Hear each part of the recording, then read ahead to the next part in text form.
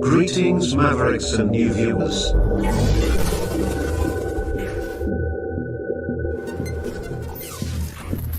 Tonight, direct and live from the Maverick News Network World Studios. This is Maverick News with Rick Walker.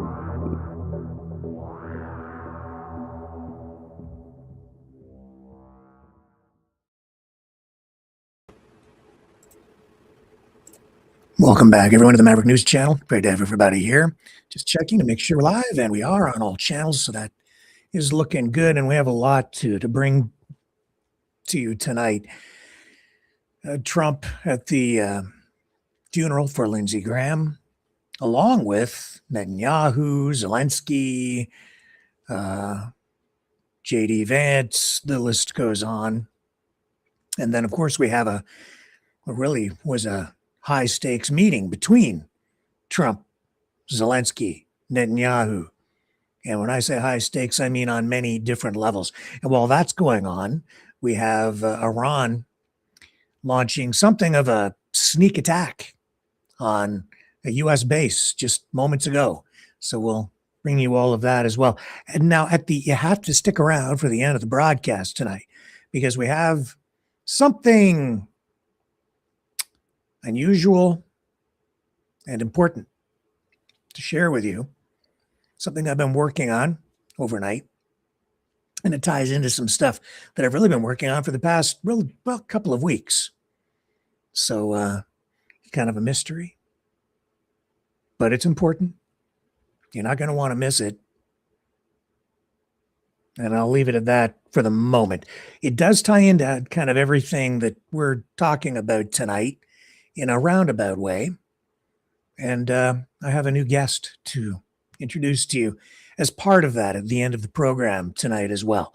So with that, let's not waste any more time. Let's just run our next little transition here so I can get everything queued up, and we'll begin digging into today's top stories on the other side of this.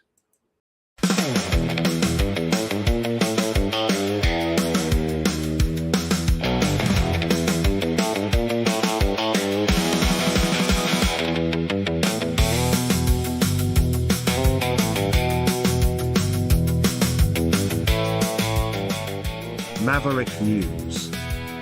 The new wave in news. Donate at maverickthenations.com.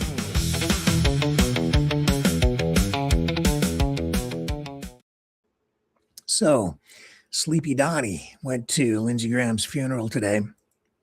And as usual, he said some things that seemed to be rather out of place.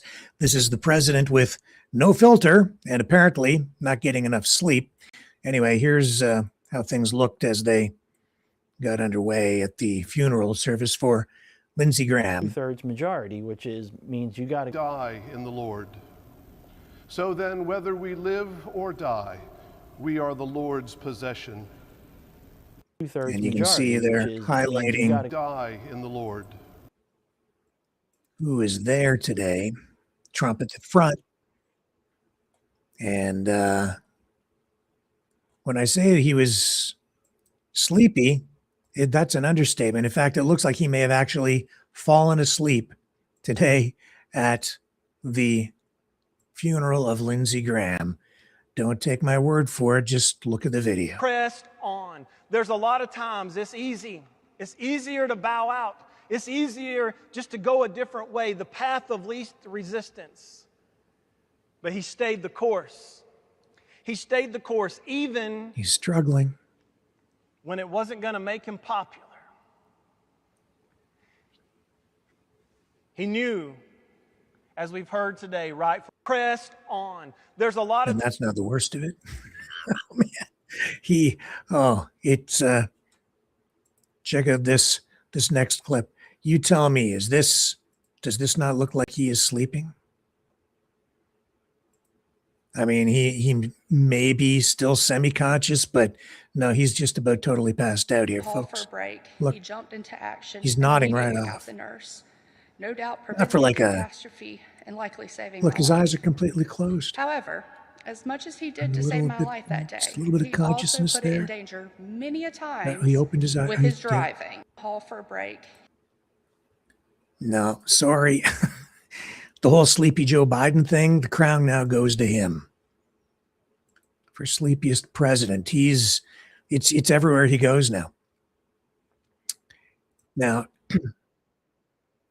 speaking of inappropriate, this is blowing people away.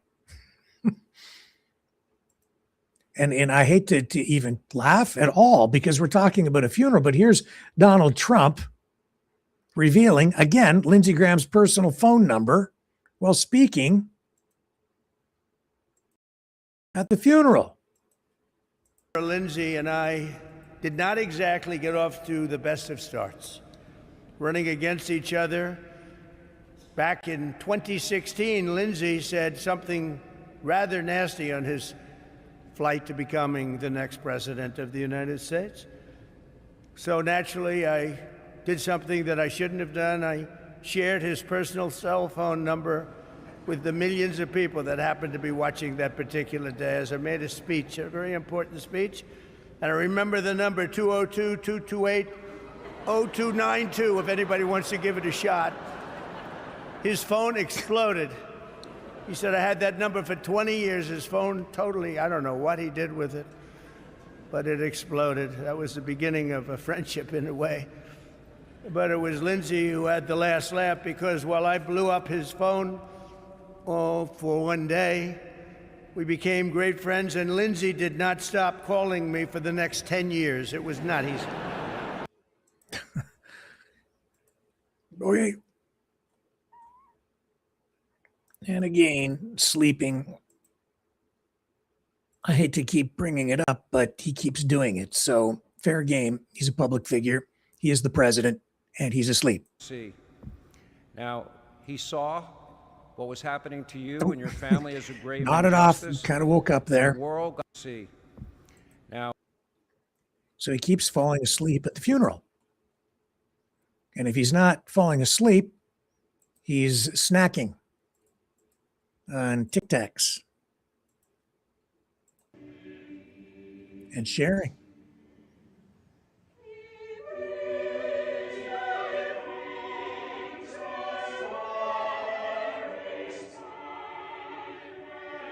Oh, he dropped one.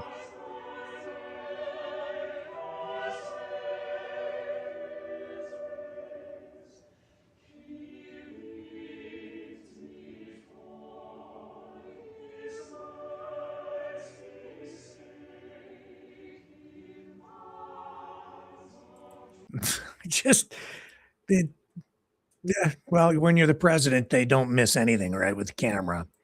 Now,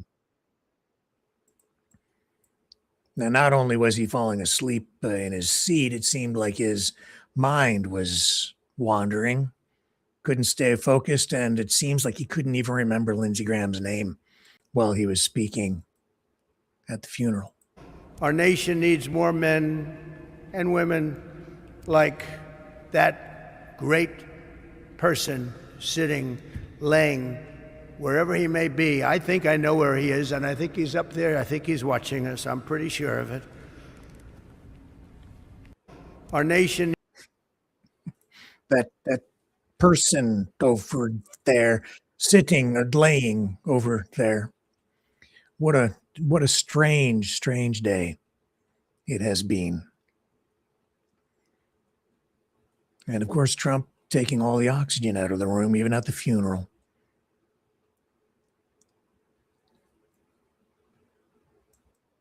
And of course, no filter. Here he is speaking again about Lindsey Graham. It was Lindsey's perhaps finest hour. But no matter how heated things got in Washington, virtually everyone, Republican or Democrat, liked Lindsey. Well, not everybody, but it sounds good. Not everybody. He was a tough cookie, okay? I have to veer from this for a second. He was a tough cookie, Darlene, but he was beautiful. But he was also ready. It was Lindsey's perhaps finest. Yeah. So, not entirely inappropriate. It's a celebration of life, I guess, right? So you want to remember and celebrate, not just cry. Sharing some humor. But it was a day of serious business as well, because you had Netanyahu and Zelensky both in Washington today. And of course, as a result, there was a high stakes meeting. And it wasn't just like a formal meeting. You could see that there was, networking going on. They were, these guys, they're all shaking hands, meeting face to face.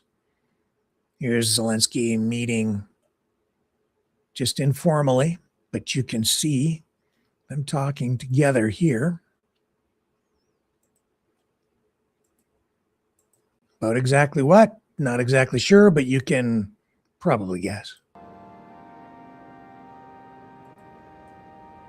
We just saw a Ukrainian drone hit an Iranian ship. So these two wars seem to be at a place where they're maybe beginning to overlap. And we've seen both of these guys supporting each other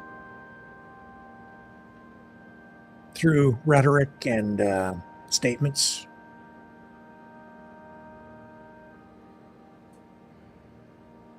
Israel supporting Ukraine and vice versa. Zelensky supporting what Netanyahu is doing, looking for friends and allies wherever we can get them and support. And of course, everybody looking for drone technology and all of that being refined in Ukraine with Ukrainians.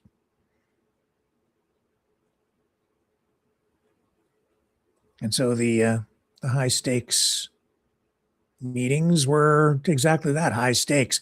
This being what, I guess, the seventh time that Netanyahu has been to the White House during Trump's second tour.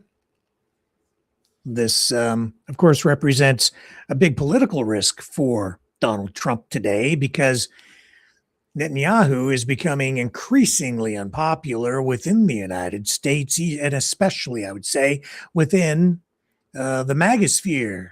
And so, too, is the war with Iran, with a recent poll coming out showing that only about 1/3 of the MAGA faithful think that the money being spent and the arms being expended on this war in the Gulf is actually worth it. So Trump's support appears to be increasingly fragile.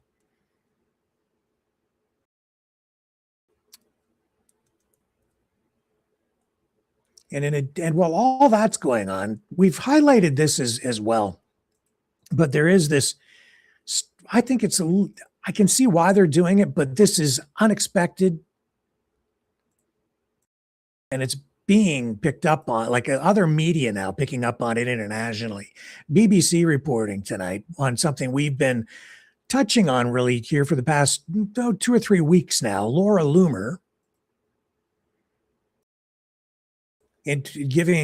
was given access to Zelensky for an exclusive interview, also has been given access to areas where Russian attacks have left, devastation.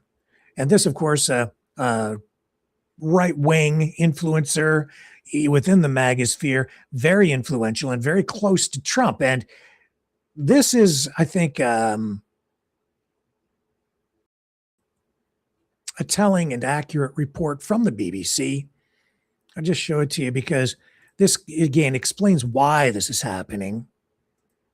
Loomer, of course, in the beginning and for a long time, extremely critical of the war with Ukraine, of Ukraine in general, repeating the talking points, the pro-Russian narrative, suggesting that It was all because of NATO moving further and further and further to the east.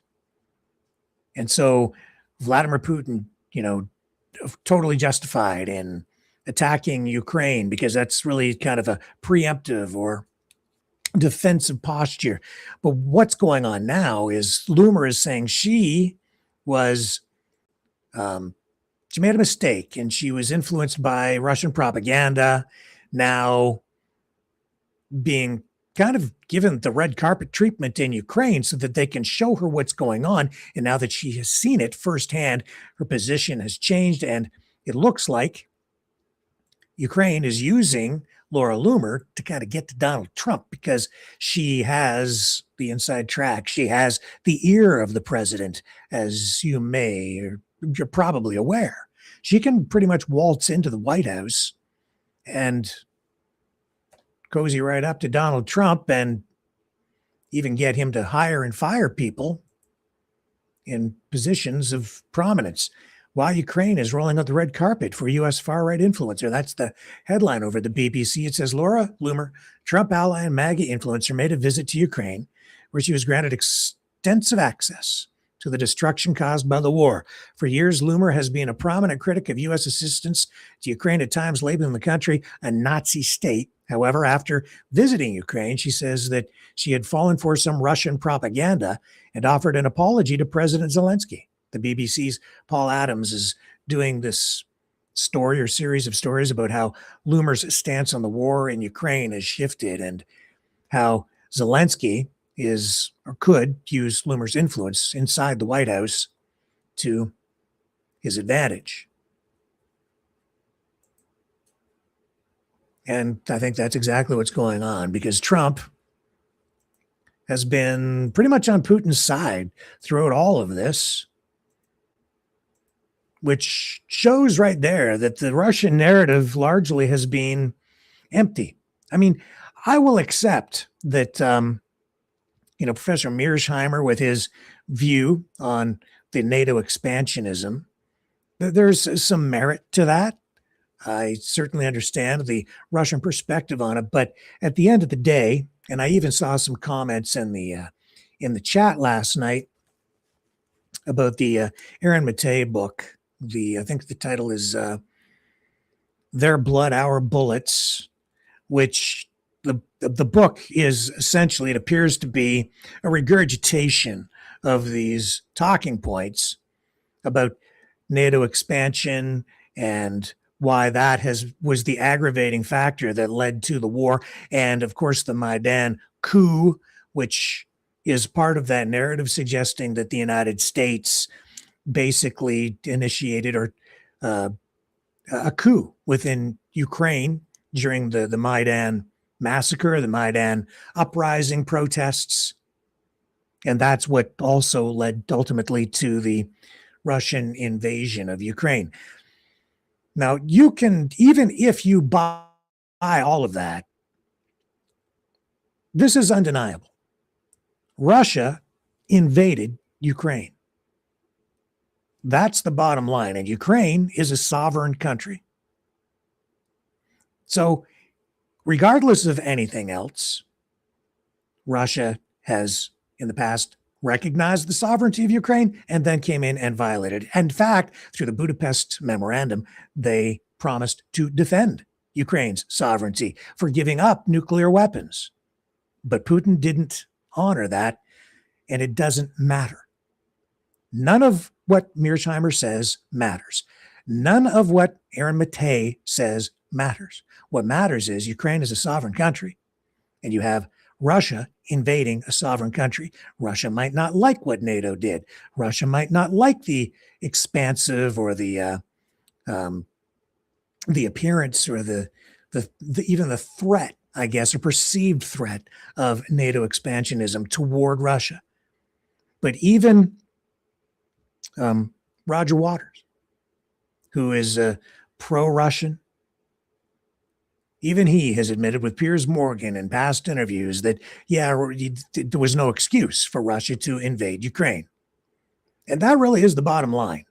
And for the people of Ukraine, that is what they're fighting for. And all these arguments about corruption this and money laundering that, and all the fake stories about Zelensky buying casinos and yachts and, castles and villas with the money that's been coming from the United States, or so they say, which is bunk. In spite of all that, even if all of that were true, it still would not justify Russia invading Ukraine. We'll talk about that more in the nights ahead, because two things can be true at the same time. But at the end of the day, one country shouldn't be invading another country. And what I've seen going on over in Ukraine really in many ways kind of mirrors what has been going on over here with the way that Trump has been ginning up this 51st state rhetoric against Canada. And even with regard to that, I'll put it out there to you in this way. Because Trump has been threatening Canada, like literally threatening Canada, and coming right out and saying that, sorry, this has to be done, direct quote, that he has to come up here and somehow take over Canada, annex it, make it the 51st state. You see, if the logic that is being laid over the Russia-Ukraine conflict holds, then that would justify Canada engaging in some sort of a preemptive strike against the United States and invading, because we're being threatened. Like, we are literally being threatened by the president of the United States with annexation, a takeover, as is Denmark, as is Cuba right now. But of course, there is no justification for Canada to invade the United States or take any kind of preemptive, aggressive military action of any kind against the United States, and nor would we. Because even though Trump is behaving this way, we're still best friends and allies. He doesn't act like it. He's very adversarial. And I think that, I think he just likes the chaos. And he likes to feel like he's always doing a deal. It's strange, and nobody can really kind of get up inside his head to entirely figure out exactly what he's thinking or doing. But there is a larger agenda in play here, and he's the central part of all of this. And Canada really is the crown jewel in the whole thing, which is to divide the world up into spheres of dominance. Maybe I have the clip here before we go to the break. I'm looking for this Kevin O'Leary clip that I had set for you. Maybe I need to find it again. That's okay. I'll tell you what, we'll take the break, come back, and then I'll run the O'Leary clip to reinforce exactly what I've been talking about. Do not go away. Do not touch that dial. Do not pass go. Do not collect $200, because you need to sit tight while I cue up the clips so we can resume after this. We are the Mavericks. Welcome to the Matrix, baby. Hope you like the view.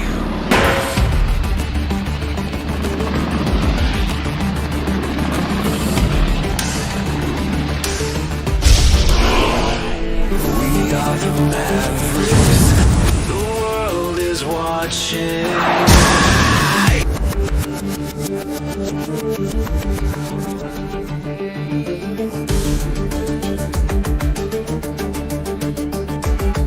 We are the Mavericks.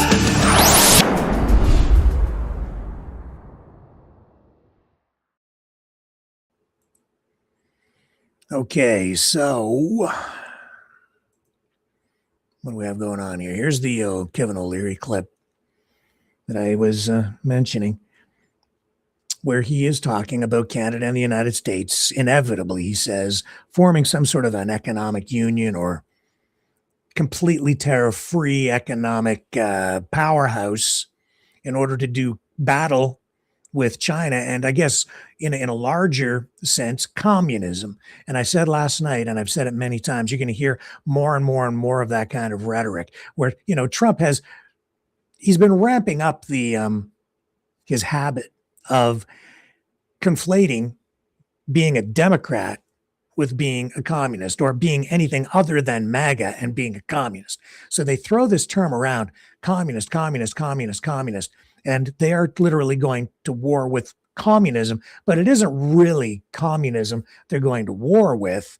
And there is this, the political movement that underpins what even MAGA is and the right-wing political movement that's happening globally right now. That is, it's all focused on fighting liberalism, which is why people say that the MAGA movement and the populist movement globally has become illiberal. It's a war against liberalism, which he has attached the communist label to because that is easier to sell to people as something that is pejorative, negative, that has a negative connotation to it. That's easier to get people upset with, right? Because so many decades of anti-communist narrative has been pumped into people's brains in the United States and in Canada that it's a trigger word for people. So if he points at you and says you're a communist, that's far worse than being called even a liberal. And being called a liberal right now in that sphere is like having the plague. That's just a trigger word. And if you've been labeled a liberal, nobody's going to listen to you anymore, see? If you're labeled a communist, well, then you're even subhuman, I would say at this point. O'Leary here really highlighting what I've been saying, which is that MAGA, Trump, the United States, they're at war with communism, and he thinks that inevitably Canada and the United States will join forces to do battle with China. And there is no question that on the U.S. side, there is extreme concern about China because China does want to become the world's biggest economy. Don't just listen to me. This is Kevin O'Leary essentially confirming what I've been telling you for I don't know how long now, that there is this global movement to carve the world up into three spheres of political dominance. Well, I have some very good news for Canadians. You should consider your passport a stock certificate for the future because there is no country with wealth like this one. And here's what's going to happen in the next 20 years. I can practically guarantee this is going to happen. This tiff, this dispute with our largest neighbor to the south is going to disappear out of economic necessity. We will somehow combine these two economies, not with sovereign designation. Canadians will remain Canadians, Americans will remain Americans. There will be an EU passport you can pursue eventually. We will diminish and resolve and eliminate all tariffs of all commodities across that border to create an economy that can spend 5% of its GDP defending itself against China. Because they have a plan. They're going to come over and they want to become the number one economy on earth. We have to remain that with our version of democracy and freedom of speech and the things that Canadians and Americans believe in and have for hundreds of years. We too, it may not be under Carney and Trump may not be under him, but I guarantee you, combining the two economies to a common currency, a common EU type passport, and keeping sovereignty is the solution. And you will see it in your lifetime. I guarantee it that's going to happen. 100%, because it has to. Otherwise, the Chinese are going to be telling you what to have for breakfast in 20 years. So that's what he's saying. And you might not be, connecting the dots, but that's exactly connected to what I've been saying, carving the world up into spheres of dominance. The United States dominating this sphere, and by integrating the economies, I think that ultimately what you're going to be looking at is the United States, Trump, whoever is ultimately in power when all of this comes to pass, they're looking at putting not just a sympathetic or American-friendly government in place, conservative-friendly government in place in Canada. They want something they can control in Canada. And while all of that is going on, Trump is pretending that he doesn't care about Canada, doesn't care about Kuzma or, USMCA, the trade deal, free trade between the countries. He says he's not even interested in renewing the USMCA trade deal, the deal that he personally signed off on during his first go around as president, calling it the best trade deal ever, replacing the worst trade deal ever that he said was the North American Free Trade Agreement. And now he's just playing this game.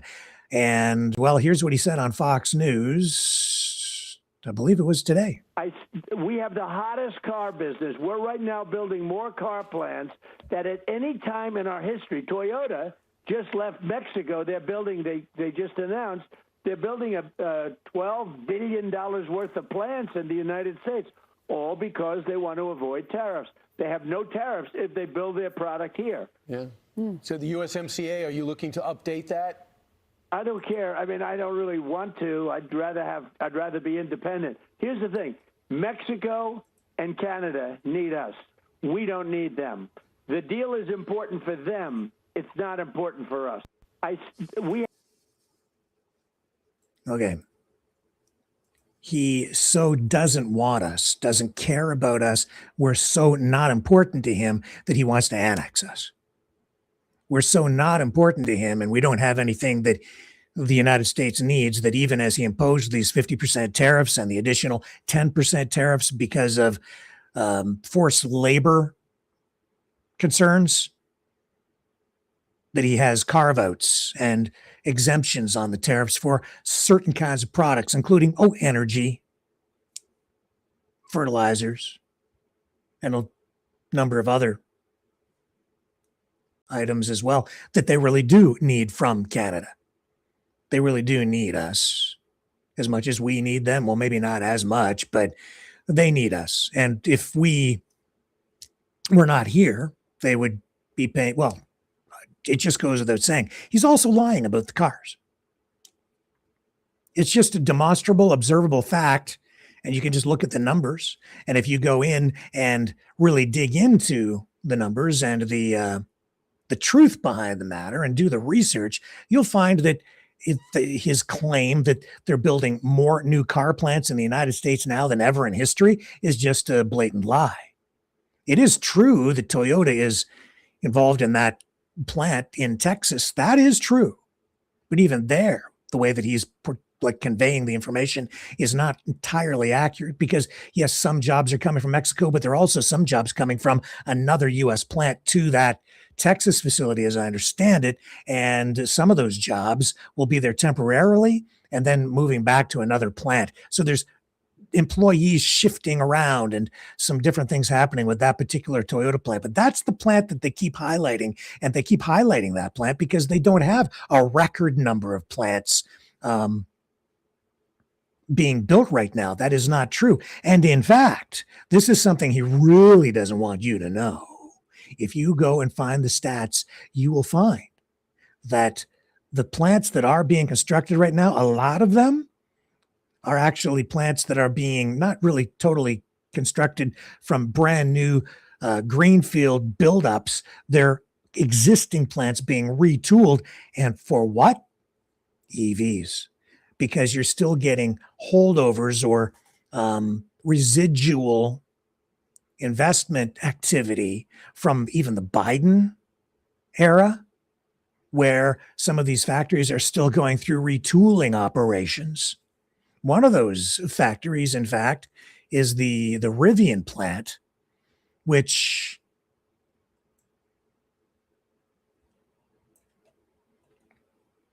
is a state-of-the-art manufacturing facility in Normal, Illinois. And I've got a video here queued up. I'm going to just run a little bit of it for you to show you how incredibly automated these factories are. And it will also, I think, give you an indication of how more automated they're going to be in the future as AI comes online. Now, they do have people working on the shop floor here, but you'll see that it's they don't have nearly the number of people working in these assembly facilities as they used to. In addition to that, I can tell you that Rivian is bleeding cash.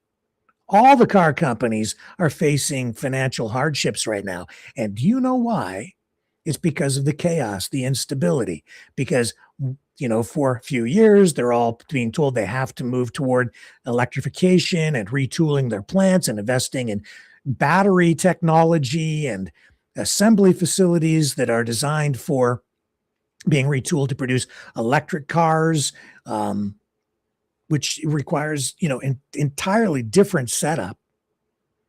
And then having Trump come back in and say, no, put the brakes on all that. I'm back. And now we're going to go back after internal combustion engines. And they don't know whether they don't know whether they're coming or going in the auto industry. So there's complete instability. And the auto companies have lost billions and billions and billions of dollars, moving from ICE engines to electric powered development to now going back to ICE engines, and who knows what's coming in a couple of years when Trump is probably going to be gone, very likely, unless he runs again. And he wants to, make no mistake about that. But regardless of that, let's go take a look at what's going on in this plant. Here's the CEO of the company taking us on a little video tour. Was being converted from a parking lot into what you see today. And what's cool about this is because the vans are so large, the robots themselves are enormous. Look at this, these look almost like dinosaurs in their size. They're picking up the full body side as it's being built.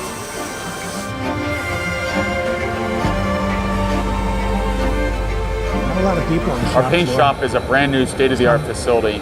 And in the last 18 months, with this being a bare shell to being a paint shop now painting the R1T, the R1S, commercial vans, and also electrostatically coating our skateboards and our battery enclosure, this facility has seen a tremendous amount of progress and is now operating as a high-volume shop.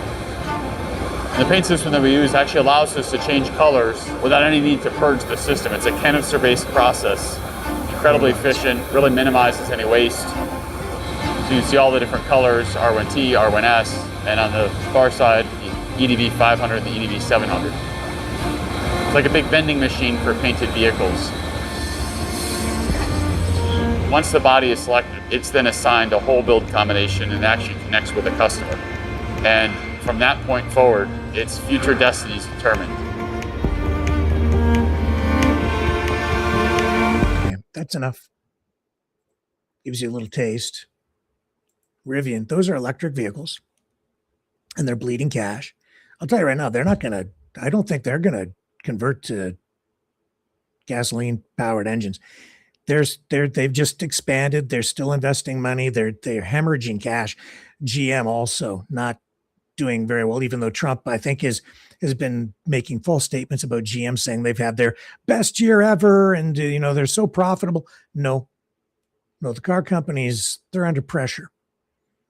And it's because it's gas on this 1 minute, then brake, then gas going the opposite direction, put it in reverse, slam it into drive. No, they don't know what the hell's going on. How are you supposed to invest in an environment like that? He's creating chaos while telling everybody that he's saving the industry. Not really entirely true. Grains of truth and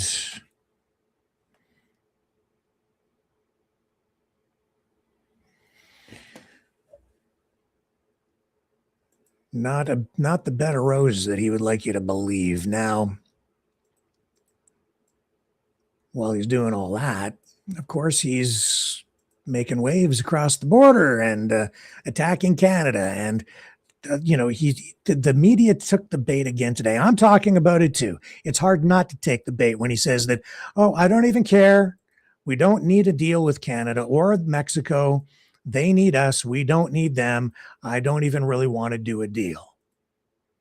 So, of course, if the deal isn't done, that would affect the livelihoods of a lot of Canadians, every Canadian in one way or another. So, of course, it's a concern for people. I think it's performative. It's rhetoric. It's hyperbole. He needs us more than he lets on. It's a negotiating tactic. And here's CTV taking the bait, hook, line, and sinker, just as we are here right now, I guess, too, because we're still talking about it. But I'll run a little bit of this clip to give you a taste of what they're saying over on CTV. And it's much the same rhetoric over on CBC and Global. President Trump was on Fox News earlier this morning, once again throwing cold water on updating the current North American Free Trade Agreement. Here's what he said. I don't really want to. I'd rather be independent. Here's the thing. Mexico and Canada need us. We don't need them. The deal is important for them. It's not important for us. All right, let's bring in CTV's U.S. political analyst Eric Ham now with more. Eric, let's begin there and also remind our viewers that just a few years ago, President Trump called this the greatest deal ever. Now, here he is once again casting doubt on the future of these negotiations. What do you make of his comments this morning? This, as our key minister, Dominic LeBlanc, is heading to D.C. for talks. President Donald Trump has made clear since coming back into office that he wanted a different relationship both with Mexico and Canada. And what we're seeing from Donald Trump today is no different than what we've been hearing since coming back into office. And the president, even though this is an agreement that he negotiated, he orchestrated, and of course he highlighted, what we're seeing right now is President Donald Trump is attempting to upend this agreement, which would certainly be cataclysmic for the entire region. We've got to remember the U.S.-Canadian economy has been integrated for more than 60 years right now. And while it will certainly cause tremendous damage and harm to the Canadian economy, it will cause equally as much damage to the United States as well. In fact, we know that Jamison Grid just recently said that with these new tariffs under Section 301 that are going into effect, they don't actually uplift the U.S. economy at all. And so what we're seeing here is President Donald Trump seems to be on a personal diatribe going after America's allies, which is what we have been seeing since he came back into office. Okay. Yeah, enough of that. It's seems nonsensical, but there is some method to his madness, and it is madness because it doesn't need to be going on, but he has his own agenda, and it's not just economic. It's largely political, and he's using the economy as a political tool, a sledgehammer to get kind of what he wants. David Eby, BC Premier tonight, accusing BC, British Columbia, provincial conservatives, his opponents, of undermining his government's response to U.S. tariffs.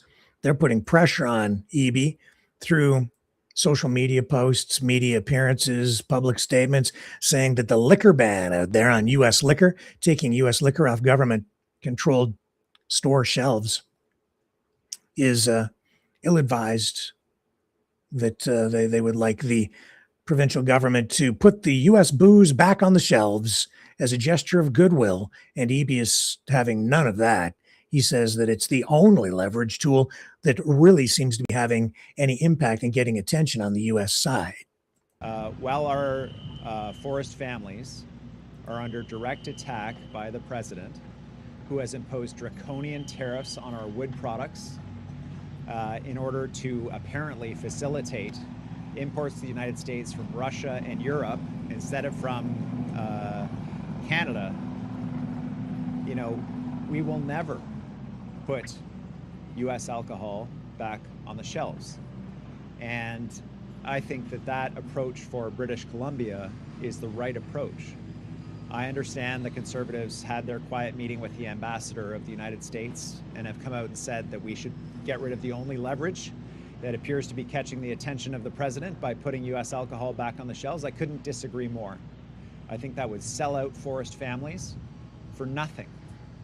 It is a disgraceful approach for British Columbia. And I don't understand the logic of it, except through the lens of the culture war that the Conservatives seem totally committed to over all other things.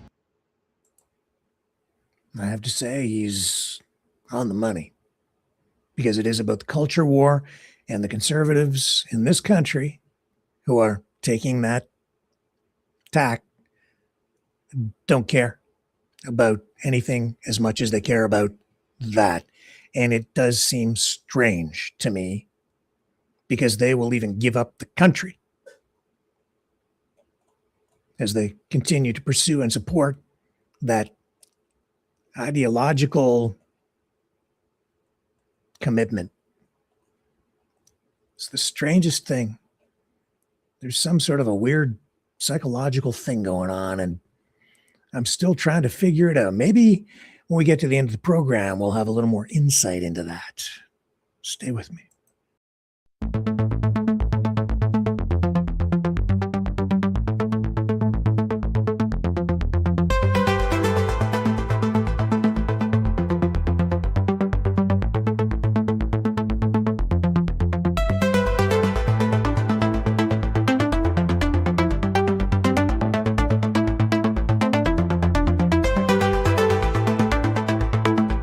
Maverick News.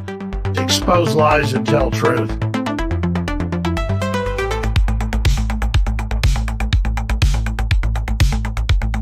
The world is watching.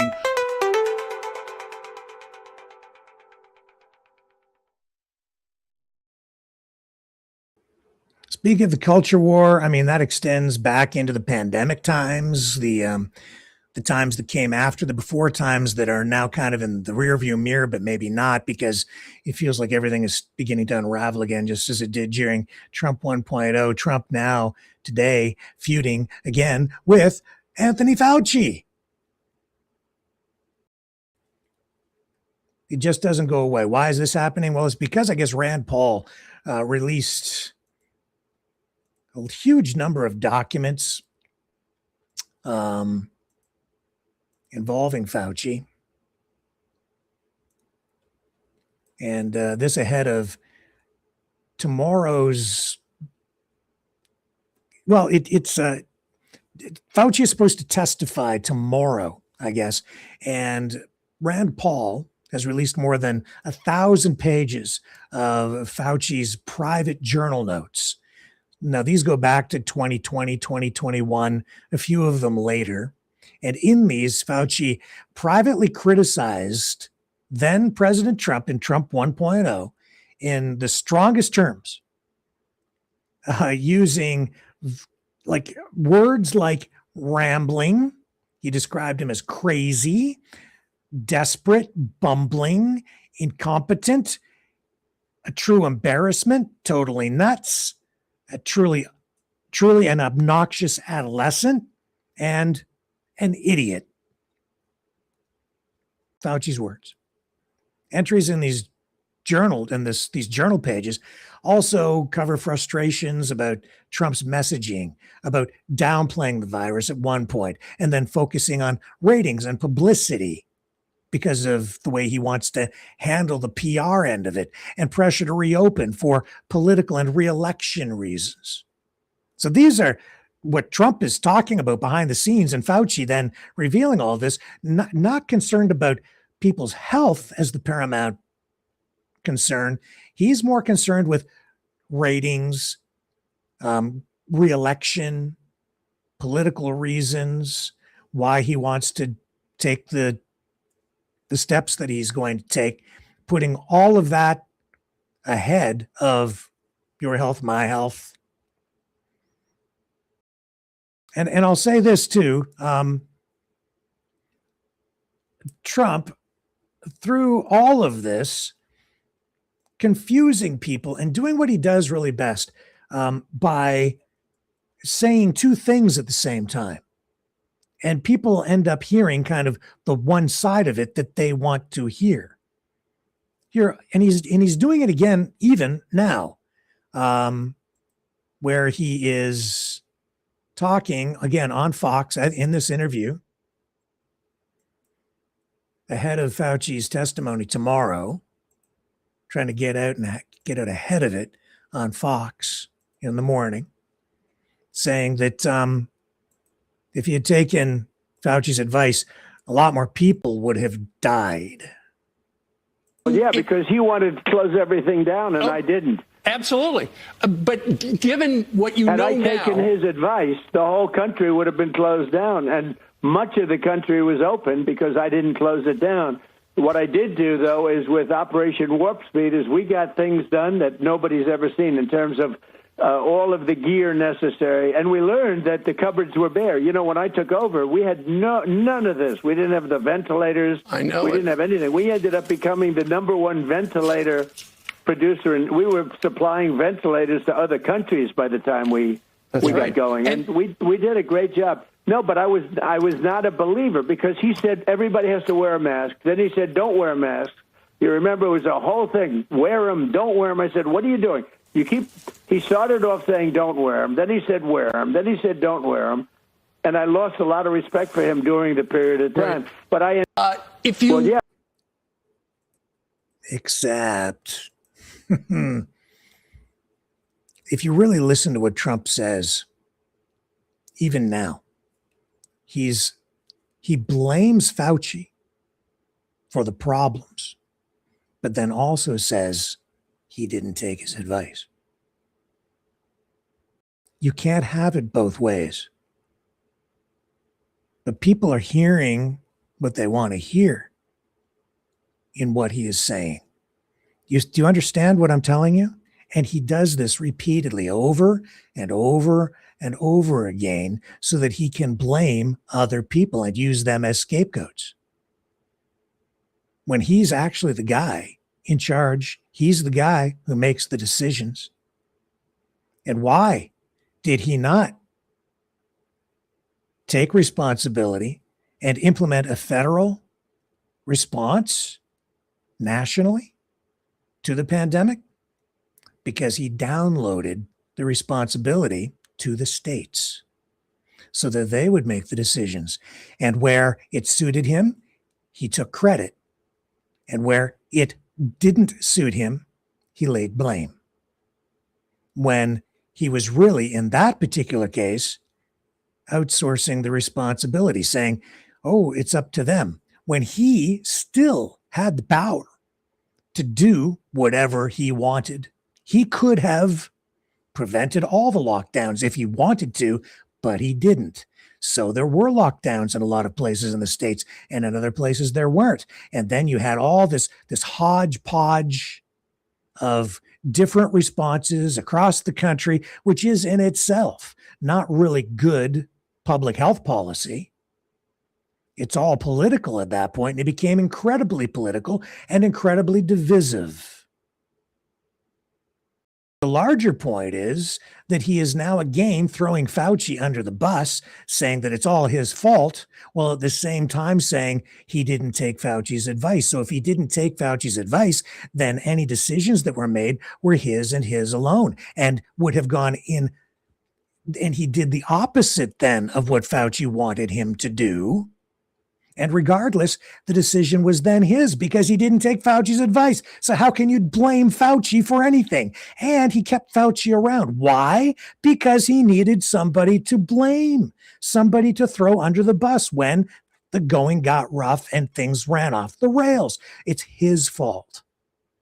When it was all Donald Trump all the time, it was always his decision. He's the guy with the real power, and you can't have it both ways. And so whatever is happening, he's lying either way because he's not telling us the truth. Either he took Fauci's advice, which was bad advice, in which case you could say then that this doctor gave me bad advice, and I didn't fire him, even though he gave me bad advice because I didn't realize until later. But he's saying he didn't take Fauci's advice. So you can't then blame Fauci. And he's done this repeatedly all the way along from the beginning. And then trying to take credit for the ventilators, which then ultimately we found out actually weren't helping people at all. And in many cases, we're making it worse. If you remember the history behind all of this. And then he's very careful now about how he frames or how he talks about his response and talking about the gear. You notice he doesn't talk a lot about the masks because the masks really pissed people off. A lot of people didn't like to wear the masks, especially people in his MAGA base. So he doesn't really highlight that, but he talks about Operation Warp Speed and how everything he did was a great response. And I have to say that, yeah, it seemed like at the time he was expediting production of all of these things that appeared to be maybe necessary at the time, which highlights again, he had all the power. He was able to, at the stroke of a pen, do an end run around a lot of regulations and implement Operation Warp Speed.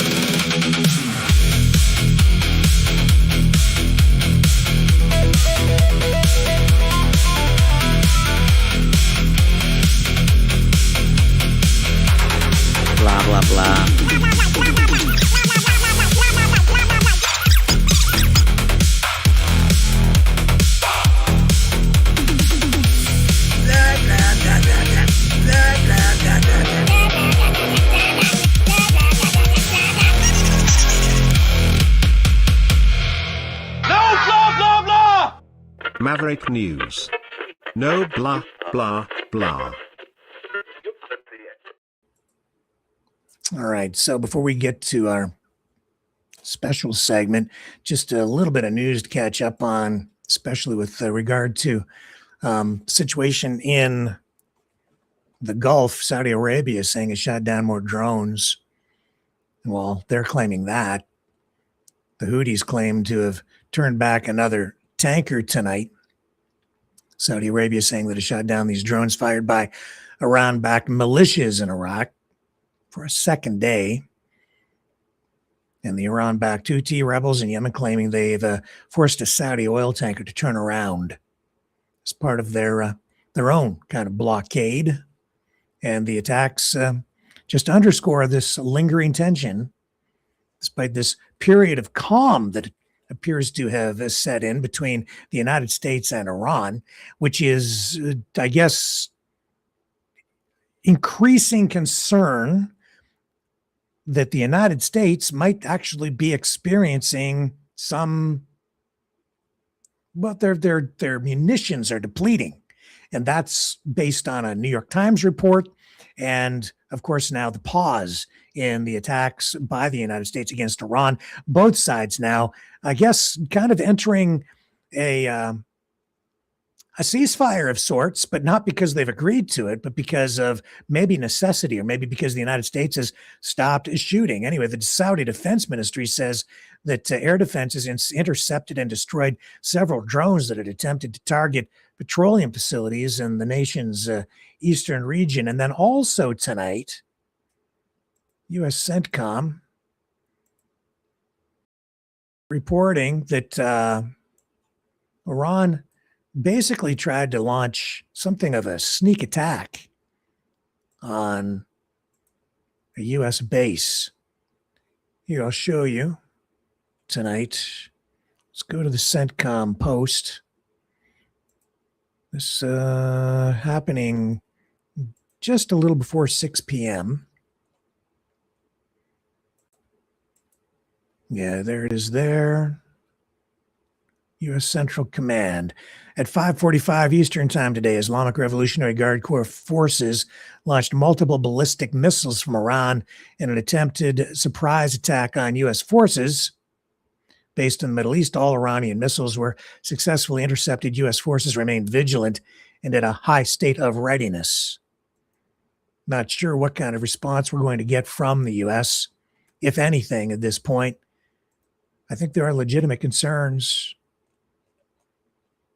based on legitimate reports from the New York Times that there are issues surrounding U.S. stockpiles of especially things like Patriot missiles. And tonight we have, I think we have some video. Yes, indeed we do. Video of these interceptions that took place this evening. These Iranian missiles launched to attack this American base in Jordan, and the missiles were intercepted. Here's what it looked like.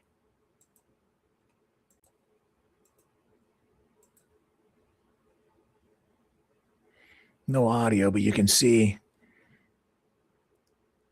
still enough in the stockpile to take those out of commission and prevent damage on the U.S. base there. But this conflict far from over. Now going into, what, 5 months. So it lingers, and some people concerned that this might indeed be turning into a forever war, which is exactly what Trump promised would not happen. Anyway, that's as far as it's gone so far. No other info coming from U.S. CENTCOM tonight on another attack. And usually, we went through 14 nights. 13? 14. I think it was 13 nights in a row. I don't think they did it the 14th. I can't remember too many nights in a row. yeah, we've had a pause now for 2 or 3 nights, and they had been launching new attacks on Iran every night at 7 p.m., pretty much sharp, or just before, and not happening so far tonight. You know what is still in play is the bomb that President Trump, well, he bombed at the White House Correspondents' Dinner, but it seems like maybe he did Dylan Mulvaney a favor by mentioning Dylan Mulvaney's name like 4 times during his disastrous speech at the WHCA dinner.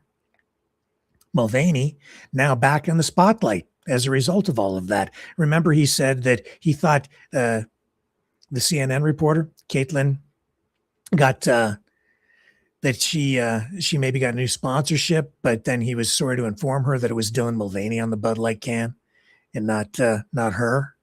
Well, Dylan Mulvaney is saying, thank you very much, President Trump, because you are helping me exercise and enjoy my freedom. This is, I think, unexpected and will probably make some heads out there blow up. Hi, is this a good time? Well, it's definitely an interesting time because my name is Dylan Mulvaney and the President of the United States said my name in his speech 4 times on Friday night. And I thought Caitlin had really made it big with a major new sponsorship, but then I informed her that it wasn't her on the Bud Light can, it was Dylan Mulvaney. Dylan Mulvaney, I wouldn't want to hire Dylan anytime soon. Dylan Mulvaney. Now, the president also brought up a video I did over 3 years ago. And mind you, I've been kind of flying under the radar, keeping up a pretty low profile, just like doing my little musicals, singing, dancing. And yet I am still his topic of conversation all these years later. And it seems to me that I might be like the one that got away for these men. Like I am permanently burned into their retinas. I am microchipped into their minds. And when I first heard that the president put me on his diss track, I was like, well, that's not good. Then a few weeks ago, I would have probably been more upset about this. But luckily, I was ghosted last month by a hookup who I really liked. And what I realized from that experience was that I shouldn't want to be with someone who doesn't really want to be with me. So maybe I shouldn't want to be professionally supported by an administration that doesn't personally support me or so many others in this country. Food for thought. In fact, maybe being publicly mocked and criticized by this administration is actually like the greatest compliment of all. Because it puts me in the company of some of like the most brilliant, empathetic people in our world today. But I do still wonder, like, why is it so important to them that I don't find success? Like, what is it that I have that they don't? Oh my God, freedom. I am free in a way that they will never have the privilege to experience. And they want to use their power to take away my freedom. But what they don't understand is that my freedom has like 0 contingency on what they can provide for me. Because my freedom is fully dependent on the moment that I acknowledged my real authentic self in every day since. Wow. Are their heads blowing up? I'm gonna look in the chat. Anybody comment? I don't know. Just wow. There you go. See, there's no such thing as bad publicity, right? And when Trump lashes out like that, he's just restarted Dylan Mulvaney's career. Mentioned him, whatever, 4 times, and there's Dylan Mulvaney saying that I don't care about Trump. I'm me. I'm doing my own thing. I have freedom. That's powerful stuff. I have to say. I gotta say, that's very powerful, man. What else do I have? Anything? Am I missing anything here tonight before we get into our whole thing? Oh, this will trigger people. This is Sean Strickland, the fighter, who I think the guy's a dick myself, but and this I did not expect this. Here he is over on FactBuzz. I don't know what this is where it's posted, but I don't know what the podcast is that he's featured on here, but he's saying that basically he now understands why Hitler happened, and that's because he's been to MAGA rallies.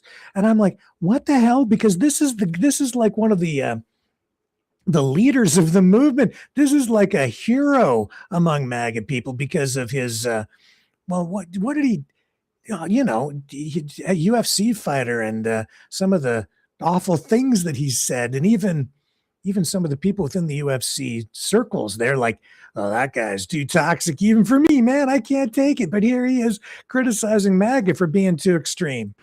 And like have you been to a Trump rally? No. Oh, dude, it's fucking nuts. No. So like when you're at a Trump rally, you're like, oh, I could definitely see how Hitler happened. Like I'm not fucking joking to you, dude. When you go to a Trump rally, it makes you question the sanity of everybody. Like Trump's up there talking about like, we're going to throw people in jail for burning the flag. And I'm like, dude, you shouldn't do it. But it's like, there was a fucking constitution. I'm looking at Vivek, and Vivek is just like fucking like rubbing his head. And he gets out and leaves the Trump rally. And I'm like, fuck. And everybody else is just fucking full send. Yeah, fuck him, throw him in jail. Like if Trump said, go grab a gun and go do anything, they would fucking do it. They would fucking do it. I know, it's a cult. It's and that's another good. That's one of the things about Christianity. You're not supposed to put. You don't put your faith in man. They will. That's also what That's also fucking time. And like when have you been to a Trump rally?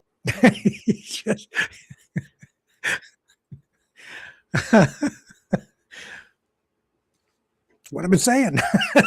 I don't know what else to tell you, man. Here, I'm gonna just do this to make things better. Let's bring in Ian. Are you there, Ian? Oh, no, Am I? I can't see you. What happened? Going to take you off, put you back on. You were there and now you're black. You've gone all black. No video. Can you hear me? I can hear you. It's like I'm talking to Spock's brain, though, in the cyberverse, or your brain in the cyber. Where are you? You're stuck in a black hole. What happened to your video? I don't know. Supposed to be functioning. For some reason, it's not. As soon as I clicked on you, you went black. I'm going to take you off. I'm going to take a quick break. You fix your camera if you can. I'm going to do this. We'll come back, and we're going to get into our special segment. I've got something real special to share with everybody tonight. So do not go away. We shall return.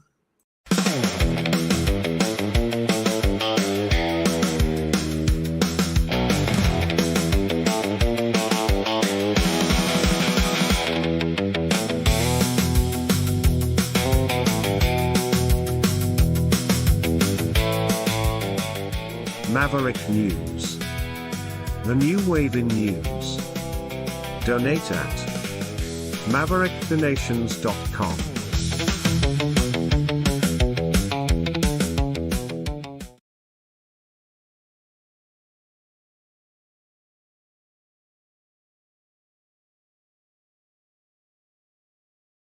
The information war is raging. Truth without integrity is worth nothing. Maverick News. Because those who have power and those who seek it must be held accountable. The world is watching. Join our family of truth seekers. Donate today and add your voice to the chorus of Maverick Knights.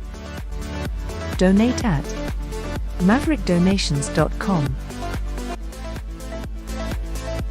Truth. Integrity. It's the Maverick way.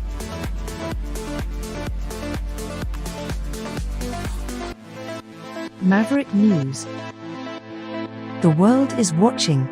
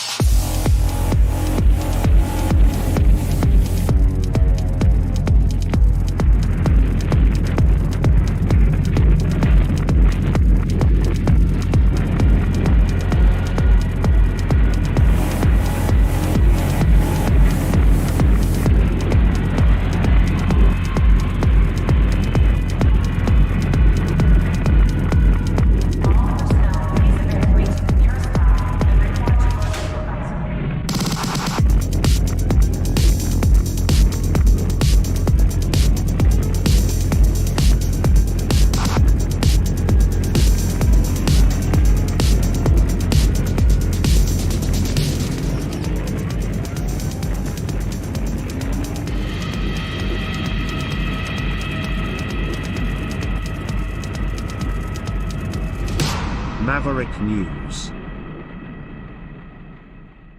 The world is watching. Okay, never mind. We'll just do it this way. We'll do it the old-fashioned way.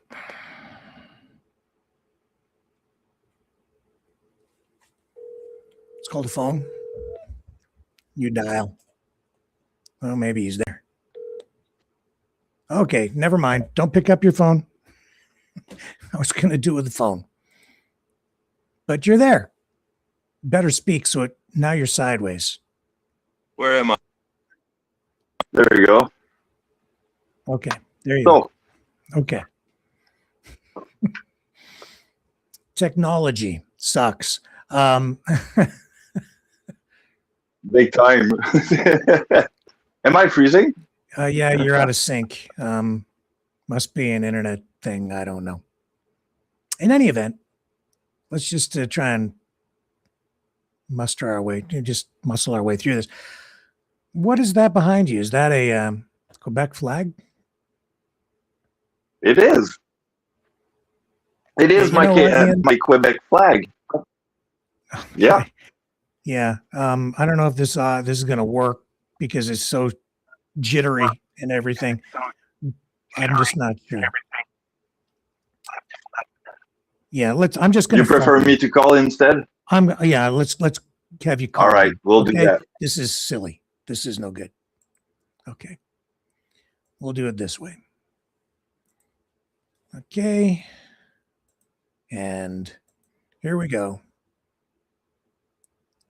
I'm going to get the phone system up and running here so that Ian can just call in. There we go.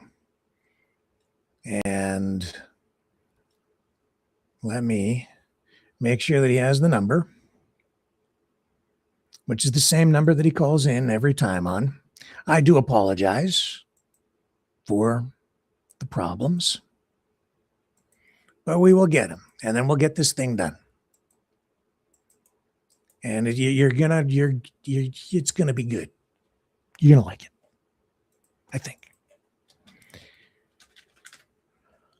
And oops, I sent it to the wrong thing. So now I got to send it over to the other thing because this is all going wrong. That's okay. And there we go. And now he'll have the phone number. Dragon Ian. All right. No, Ian, just the phone number to call the phone system, okay? I just emailed you the number again. It's like you always do. There we go. And I'm going to go to another transition here while we get Ian on the line. Too much trouble. Here we go. In fact, I'll put the phone number on the screen. Okay, Mavericks, it's call-in time.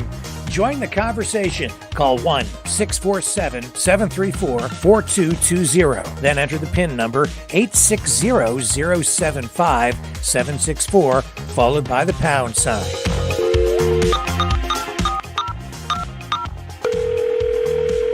Exercise your right to free speech.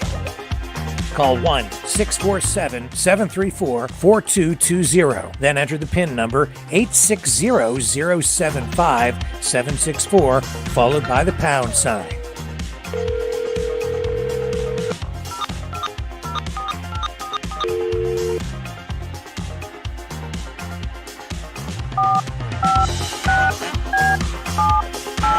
Call 1-647-734-4220. Then enter the PIN number 860-075-764, followed by the pound sign. Maverick News. Call now. The world is watching and listening to you.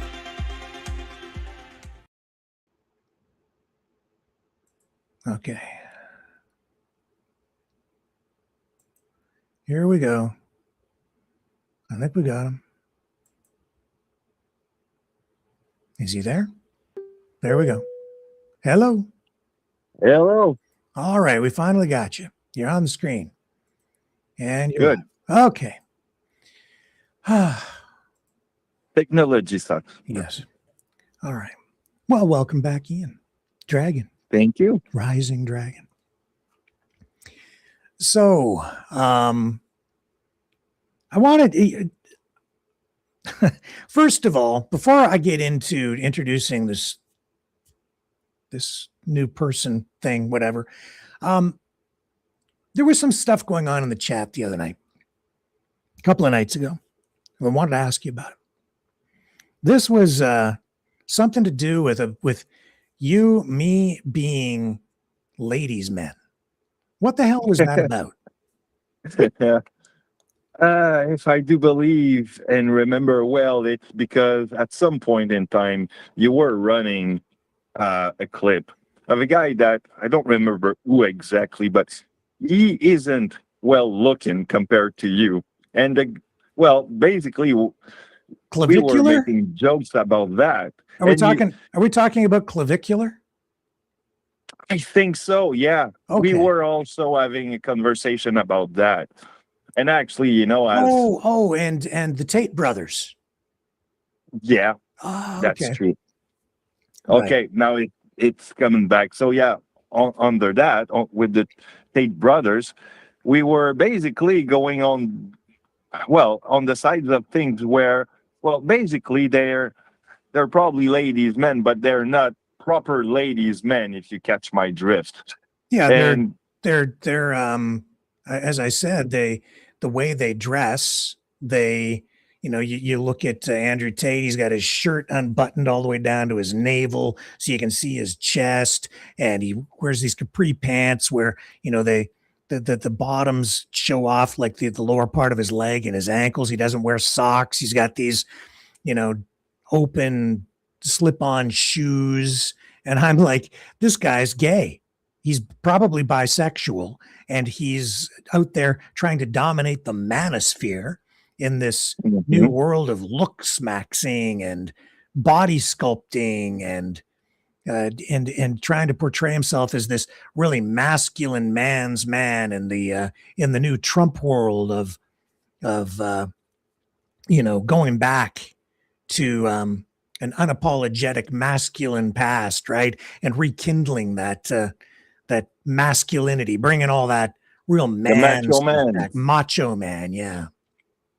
But I said, no, he's macho, but he's macho man like YMCA gay macho type of thing. And I've always found that there's a real irony there, because you have Trump talking about traditional values, Christian values, and then what does he play at these rallies? He plays the Village People and YMCA, which is a gay anthem. It just, for me, highlights the hypocrisy behind the entire MAGA movement, where they pretend to be this, or they say they're that, or they put a facade up about being, strongly heterosexual and against gay people. And you've got this strong undercurrent of people who are, anti-gay, anti-LGBTQ plus, blah, blah, blah. And at the same time, they're playing a gay anthem. They have the Village People perform at rallies. You've got Andrew Tate dressing the way that he does. Clearly, when he talks about going back to jail and wanting to go back to jail, there's a video of him out there saying that. I think he wants to go back to jail because he wants to be somebody's girlfriend in the cell. I mean, it's ridiculous. And that's why I said, he doesn't wear socks. I said, I always wear socks. Real men wear socks, and not fancy socks like Justin Trudeau. I just wear plain colored socks because I'm a guy. Anyway, so real men wear plain colored socks. Rarely, mostly my socks are probably black or white, maybe gray, because depends on the colors, but it's plain. And rarely with a little bend somewhere. So there's no much color in there. There's no figurine. There's no image on that. It's just plain socks. Yeah. Well, actually, if you want to talk about socks, I have a system. You know what my system for socks is? Buy the same socks all the time. The same color, same type. That way, you never have to match your socks. It's highly... That's it. Just black socks And then you don't have to like, oh, I've got a missing sock, a mismatched sock. So I'm trying to purge my drawers of socks that are odd. So like just so that I just have all uniform socks, just black socks. And then I don't have to worry about anything. I just, any two will always match. Problem solved. That's true. My dad was doing the same thing. And every socks that was having a hole in there, either he could use a bulb to sew it back or rip it off, find another socks with a little hole in there, rip the hole in there, put that in the garbage, and you don't have like unpaired number of socks. So you're good to go. And so, of course, there was the Tate thing, and then we were talking about clavicular, right? This young guy who really, I think, is setting a bad example for young people with his lifestyle of, lots of sex, a lot of drugs, a lot of body maxing, body sculpting, looks maxing, cosmetic surgery, face sculpting by bone crushing, and all this crazy, crazy stuff. New drug, sex, and rock and roll of our era. Yeah. But I think that you can replace rock and roll by multimedia. Yeah. Well, it's clearly all a facade. It is like, and then I noticed, I think it was, well, it doesn't matter who, but I saw somebody post in there that, the Tate brothers and clavicular, they're just a distraction. They're not political. And I would argue that that's not true. I think they're highly, highly political because, if you look at, there's the saying, right? I think it was the founder of Breitbart who said that politics is downstream from culture. And so you see that there is this ongoing war or skirmish within the culture war to control media and therefore control culture. You still have I think largely the progressives who control Hollywood, even though you've got even Chinese investment in Hollywood now. But in the social media sphere, that is more tilting toward the right side of the political spectrum right now. And that's why you're getting figures, personalities, celebrities like the Tate brothers, like Clavicular. These are figures who are, yes, you could argue they're a distraction, but they are really the stars of the social media reality program. The equivalent of Pamela Anderson back in the 90s or Marilyn Monroe. Yeah, I mean, you pick your era, you always have your stars who are put out there to influence people and set the tone or set the pace and the direction of the culture. And then the culture, of course, it dictates, in the view of some, the politics of the time, right? So if you control the culture, you also control the politics because you're controlling the minds of the people and the attitudes and the styles and the even the policies ultimately that come about through politics, because you're influencing it from the beginning, at the head of the stream, and it runs downstream until you get to the final destination. Hopefully not going over a waterfall where everybody dies. But that's true. That's what's going on. If you look at what was happening back then in the 90s or even 20 years, 30 years ago, 40 years maybe, you had, say, actors and comedian and whatnot who were sometimes having an opinion on what was going on in the politics, depending sometimes some event or whatnot. Sean Connery, I know he was pretty vocal. Some of the Affleck brothers. Yeah, we're going, down this road, but I want to pull this back a little bit, back into the chat from a couple of nights ago, and what was going on with this. Again, what was it that was being said in there about me being a ladies' man? What the hell was that? I did go in and I did look afterward and I saw some of it, but I think some of the comments had been deleted by the time I got to look after the program. So you were in there. I saw you commented. tell me what was said, because I had some people messaging me about this afterward, and I'm like, what the hell are you talking about? Well, basically, it was a kind of joke about the fact that you're more of a ladies' man than these guys, because one, you're a gentleman. You're always been the kind of guy who's, I would say, a family kind of guy. Okay. From what we know, so that makes me a ladies' man. Well, of course. That doesn't make any sense. How did you get your wife? Yeah. I mean, you were a gentleman to her, and that's how you got her. Oh, that's right? true. That's true. That is true. Yeah, that's true. I always say she trapped me. And I think that's largely the way it works, actually. Oh, it is. In fact, I'm going to show you the face of a guy who I'm going to show you what a guy's face looks like as he is about to get married. Watch, look at this. You'll see. Here we go. This is what happens when you're about to get married. I don't know if you can see that, Ian, but do you know what that's from?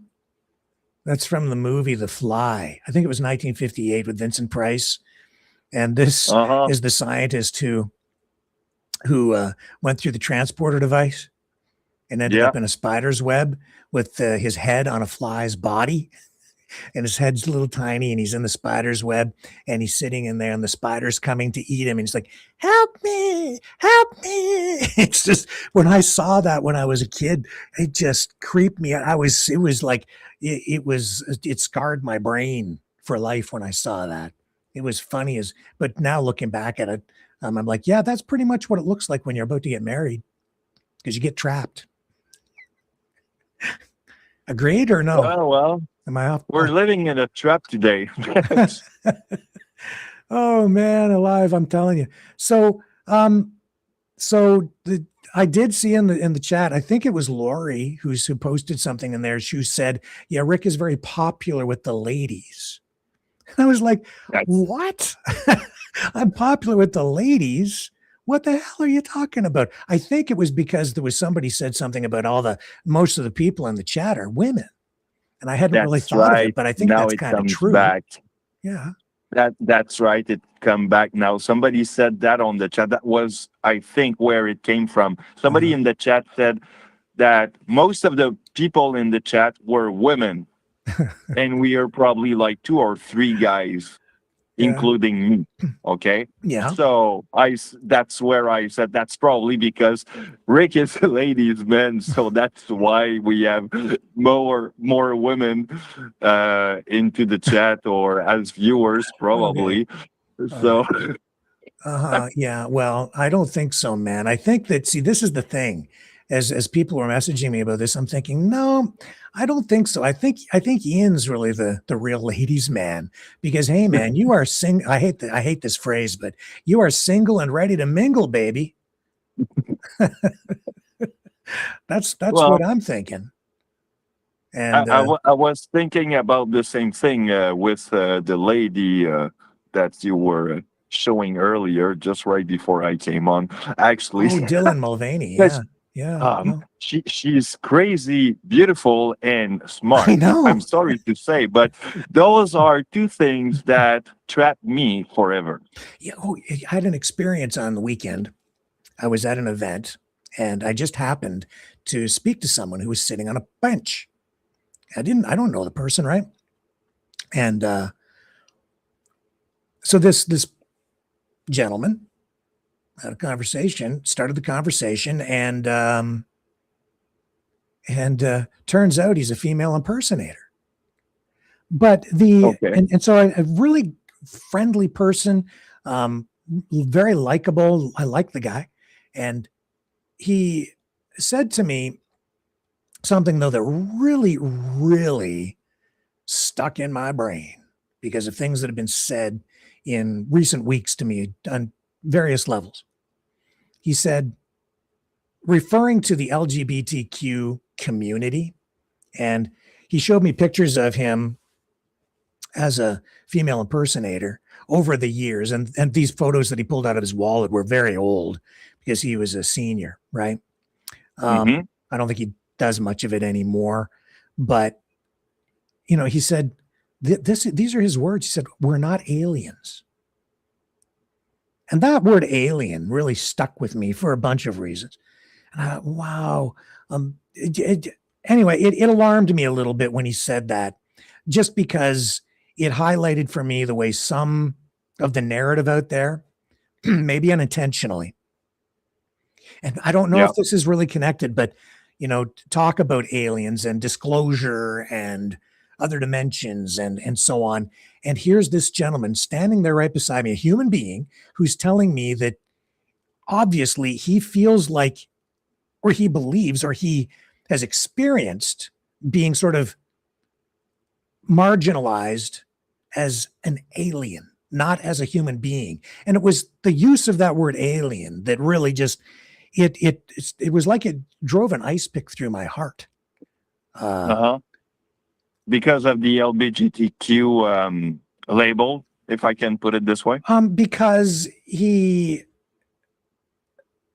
of the way that alien word is being thrown around so much, and it makes me wonder if that word is being used by some people as a code word to a group of people, to marginalize, to point fingers of blame, to dehumanize a group of people, LGBTQ plus people. And whether you like them or not, they're human beings, right?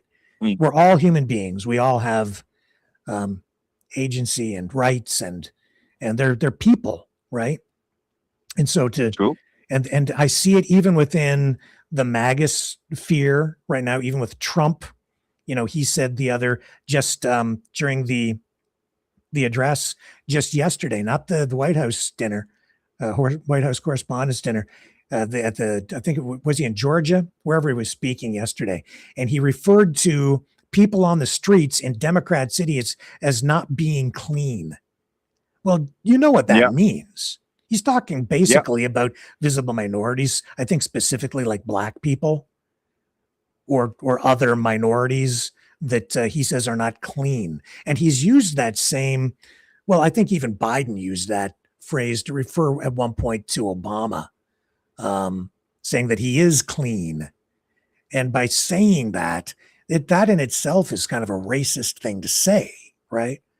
So it's the racism is there. I for a long time didn't believe that Trump was like a racist, but it's just blatant. It's right out in the open now, and he doesn't even really try to hide it that much. He still uses the code words, but it's there, and it's disgusting, and I'm appalled by it, honestly. Anyway, that just a little sidebar in passing, as we mentioned that. Yeah, no, the clean argument was used if actually we did on the chat get into that the other day because you mentioned that, and basically it was used also during the World War II against the Jews as they are uncleaned. Yes, So, and they've even used it at times to describe even poor people or people of other religions. I mean, it's a common trope, right? Yeah. The bourgeois was calling poor people this way. Yeah. You're not to dehumanize clean. them. The dirty Jews is what they would say, right? As a terrible thing to say about somebody, dirty this or whatever. And it's that language is filthy, is really in the end is what it comes down to. And I'm not into the hyper progressive wokeism either, but at the same time, there are hurtful words and words that are really designed politically to dehumanize people, so that in the minds of those who follow, and you just heard Sean Strickland talking about going to a MAGA rally and talking about it being something of a cult. It absolutely has become that for some people. And I see it even here with some of the people who have been attacking me, leaving me voicemail messages, who are getting triggered by just some of the politics surrounding this and not even interpreting what's being said properly, but calling me up and just leaves me the nastiest messages. Maybe I'll share some of that with you in the nights ahead. But you say one thing and they get triggered and they think that they're awake, and they're not. Their brains are programmed like Pavlov's dog to respond to a dog whistle or a bell. You ring that bell, they salivate, and then they go crazy, and don't think at all for themselves. You know, it reminds me of something. People should probably go watch back the movie. I'm trying to remember. Clockwork Orange. Yeah. This movie was amazing.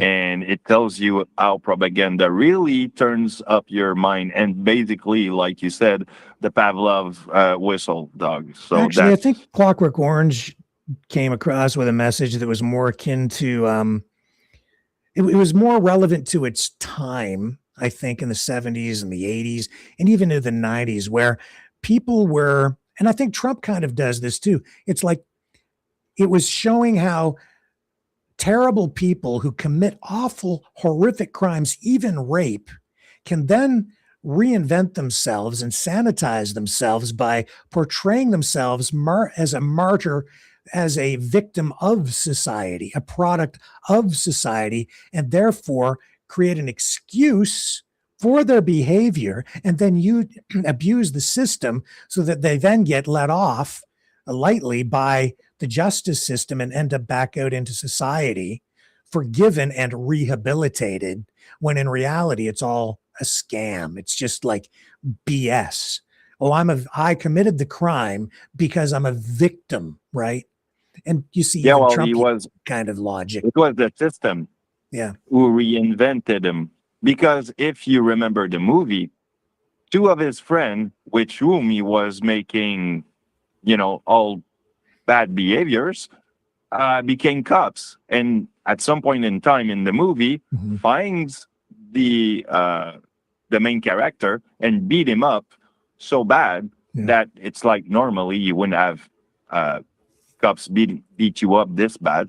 Normally, they would just cuff you up. No, I don't know. I've been seeing it on the streets like of late too. It's a very concerning thing. It's becoming more of a Clockwork Orange kind of scenario that we're seeing on street nowadays. Yeah, mostly in the U.S. with ICE. Ian, I had a video clip from Portland queued up. I didn't run it tonight, but it's a video of enforcers, Trump enforcers, going out and beating the crap out of anti-ICE protesters that are being at least described as Antifa. Either way, it's pretty clear to me that what you've got going on in the streets is a political war with a government-supported, sanctioned now, Trump-backed militia, right, going out into these communities and going to war on the streets with protesters on the other side who are backed by other political forces, and they're just meeting head on and clashing, going toe to toe. But it's the two political sides, and it's just manifesting itself in the physical fight right there. But if you dig into it and you look at what's really behind it, it's MAGA on this side, and it's the Democrat social progressives, the democratic socialists on the other side, that the MAGA side would say they're a bunch of communists.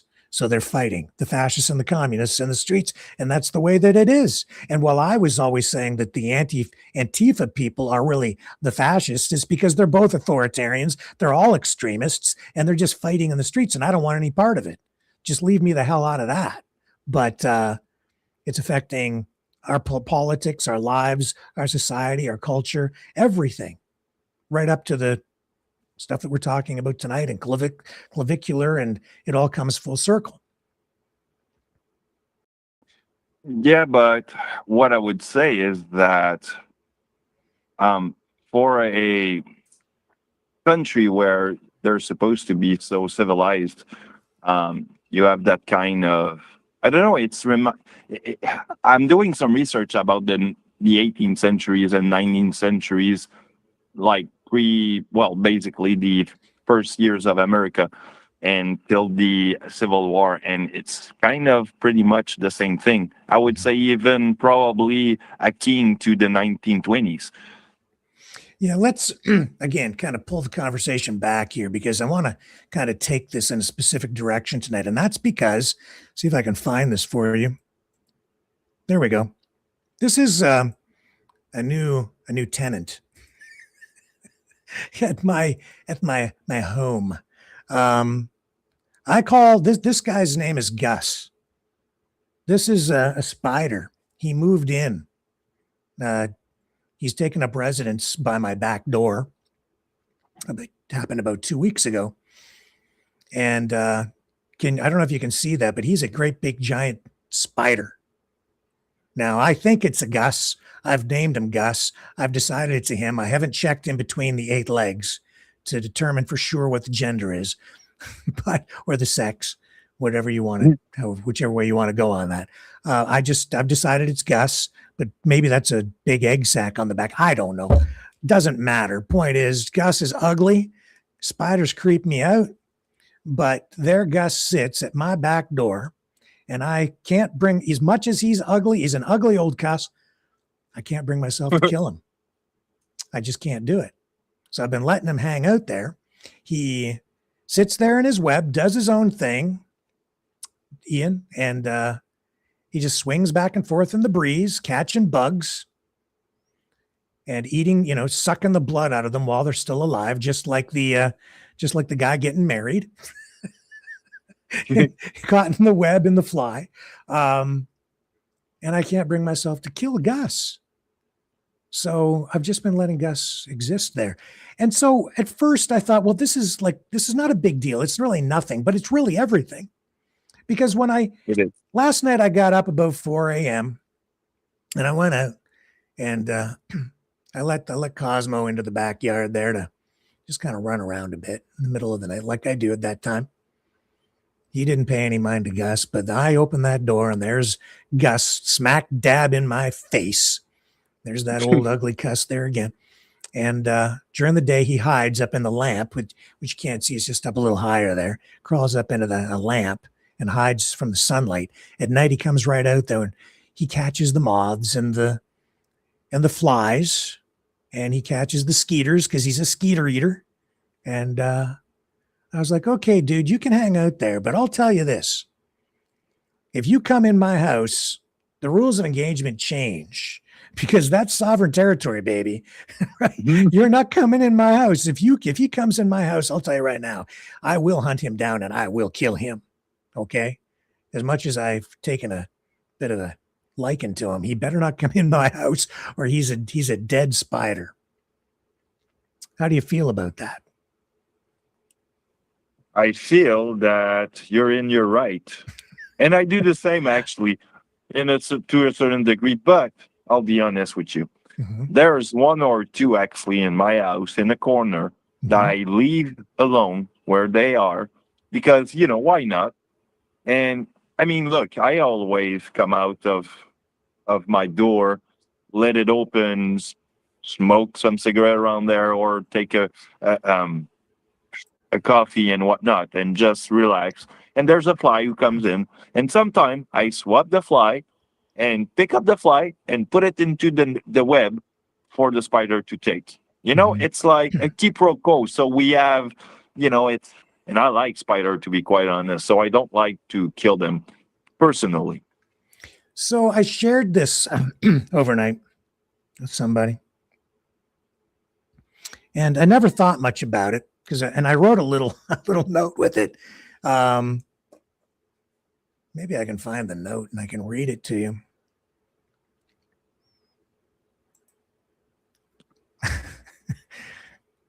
I said, here's what I wrote. I said, there is a gigantic spider with a huge web outside my rear door. He moved in 2 weeks ago. His name is Gus. Gus creeps me out. Gus is very ugly. Gus is a creepy crawler. Gus sucks the blood out of living flies, moths, and skeeters. I do not think Gus is evil. He is just hungry. I am afraid Gus might get into the house. I can't bring myself to kill Gus. No crime, no punishment. Gus is simply doing his job, being a spider. He's just ugly. To me, I will leave Gus alone. That's beautiful. Yeah, it's like, but then, and then, I got some response back, and then it was starting to trigger, deeper thinking about all of this. And is there deeper meaning in what I wrote? And at first I thought, well, no, but then I thought, yes, this is sort of a nothing thing at first. But then as I'm looking at Gus, I'm looking at what Gus represents. Gus is actually everything. Gus, of course, if I write something like that and send it to somebody, they're going to start to think of it in much deeper terms, like what's the message in all this? I mean, for me, it was just at the time, it's 4:00 in the morning. Here's a spider outside my door. I feel kind of creeped out by him, but I've kind of taken a shine to him, right? But no, if you look, like, there's so many stories and fables involving spiders that, of course, people start to think about what's the meaning behind this spider story that Rick just wrote me about. And then I thought, well, yeah, there are all these stories, and you could start to overlay a lot of different meanings onto this thing. You ever see Charlotte's Web? No. Oh, okay. Well, it's I think E.B. White wrote it, and then they made a cartoon movie out of it, I think in the 70s. I've spoken about it before, and they showed it to us in school when we were kids. And Charlotte is this really intelligent spider who spins up a web and becomes a celebrity because Charlotte can actually spell words in her web. And then by the end of the film, Charlotte dies. And then all the kids, and we watched it in the auditorium at school one year when I was really young, and all the kids were crying because Charlotte died. The spider died, and they'd personified this spider, turned Charlotte into like a humanized character. So we all cared so deeply about Charlotte by the end of the film. But even though Charlotte died, at the end of the story, Charlotte didn't tell anybody, but she laid all these eggs, and then, or whatever, and then all these baby spiders hatched after, right? Do spiders lay a lot of eggs? No, they kind of like lay like I don't know, I'm not a spider expert, but all the spiders hatched or whatever and were born. And then you had a whole, like, all these new spiders. And then at the very end, Charlotte had befriended this pig. I think the pig's name was Wilbur, and Wilbur at the end was joyful because one of the spiders stayed behind and started spinning a new web. And so it was a whole new chapter, or a whole new book, a whole new life for a whole new spider to keep Wilbur company. And so everybody was happy at the end, but still crying. So there's the Charlotte's Web story.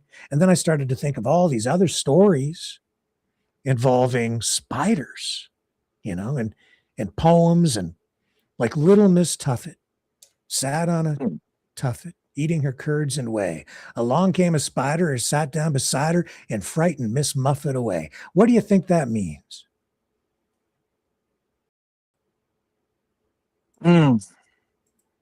Good question. You know what? I'll leave it to you.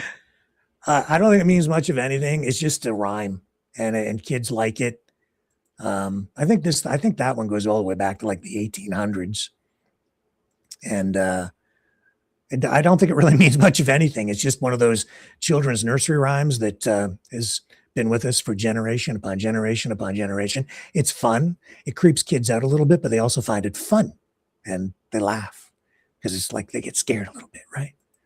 But when you start thinking about all these other spider stories that we've had through time, some of them are actually pretty damn scary. And they also have morals, lessons to be taught through a lot of these stories, over time. Can you think of any others off the top of your head? Actually, I'm a mythologic guy, right? And there's this legend or myth about Arachne in the Greek mythology, which basically it's the weaver of Athena, if I do remember well. And she transformed at some point into a spider. there's a cautionary tale about it, about actually the hubris of the dive-in origins about weaving. So that's weird because it ties down probably to politics today. And there's also, I think, there's one I did research for you in the Utu. Utu actually is a Sumerian name for a deities, which is it's about creation, fertility, and fate. So basically, she weaves the webs of your fate. The same way that in the Greek mythology, you got the moire, which are the three ladies with the golden thread of your life and destiny. Well, now you've really touched on the heart of the matter, right? Because as I was sitting there looking at Gus overnight, and then I took the picture to share with everyone tonight, that's really it. Like, does Gus have agency? Does Gus have free will? I could have killed Gus, right? And so if you look at the whole scenario around Gus, you can start to overlay or equate that to what's going on even between Canada and the United States, Trump and Canada, Trump and Carney. Trump saying that Canada isn't even a real country. Canada wouldn't exist if it wasn't for the United States. We couldn't survive without the United States. Gus doesn't know this, but his fate was in my hands. I could easily kill Gus, but I chose not to. So does he really have agency? Does he really have free will? Gus, on the other hand, could have spun his web or her web anywhere, but Gus chose to spin it there. Because why? Gus instinctively knew, or maybe intelligently knew, that this was the place to spin the web because it's near a light. And it's also not far away. There's some recycling bins. And so, of course, that, tracks sometimes insects, right? And so that is a prime place to sort of catch prey to eat. And as you can see, Gus is very well fed, kind of like Donald Trump. A big fat old dude hanging out on a web, swinging back and forth and sucking the lifeblood out of anything that comes near it. And so but I don't think Gus is evil. And yet, if you sucked the blood out of a living creature, I would say maybe you're evil. But that's because that's not in your nature. Gus, on the other hand, is a spider. That's what spiders do. So you can't really blame the spider for doing it. But if the spider does that make the spider evil? I would say no. But if the spider has to do that, then how much free will does the spider really have? Is the spider really just a product of instinct and whatever it was that created the spider, whatever greater force, and clearly there's some greater thing going on that creates all of us, organizes molecules and energy into what we are. You have this spider that exists as part of a larger ecosystem that must exist. We need the spiders, and it's a good thing I didn't kill him because he's killing the bugs that would otherwise be flying around in my house, driving me crazy. Right? Exactly. And overrunning our society. So Gus serves a purpose. But is that Gus's only purpose? And does Gus actually have any choice then to turn left or turn right? Did Gus really make the choice to spin the web by the back door? Or was that a predetermined fate that brought Gus there and brought me to Gus tonight? And if that's just him acting on instinct, then maybe he's not thinking for himself. Maybe Gus is just doing what Gus has to do because it's predetermined. Maybe there is no such thing as agency. Maybe I don't have a choice. Maybe I didn't have a choice either. Maybe I didn't kill Gus because it was predetermined that I wouldn't. On the other hand, maybe I do. Maybe I could go kill him right now. I could make the decision. Gus could run away right now. Gus could decide to move someplace else, but he chooses not to because he's taking his chances. You see, these are large questions. What do you think, Ian? Me, I think that it's probably a spider instinct to go where he was. So, yeah, does he have the choice? I think he primarily went through, I would say, strategic point, say, but that's human nature versus animal or insect nature. So Actually, does Gus have agency? Does Gus have free will? Does Gus make choices? Like we make a conscious choice to turn left or turn right? Or is Gus just following? actually, I think they do. Because, for example, some spiders won't, even if they catch something in their web that is too big or too small for them to feed them, they won't do anything to them, or they will just leave it there. And they will be more attracted to something that would be more into their diet. So basically, that's a choice.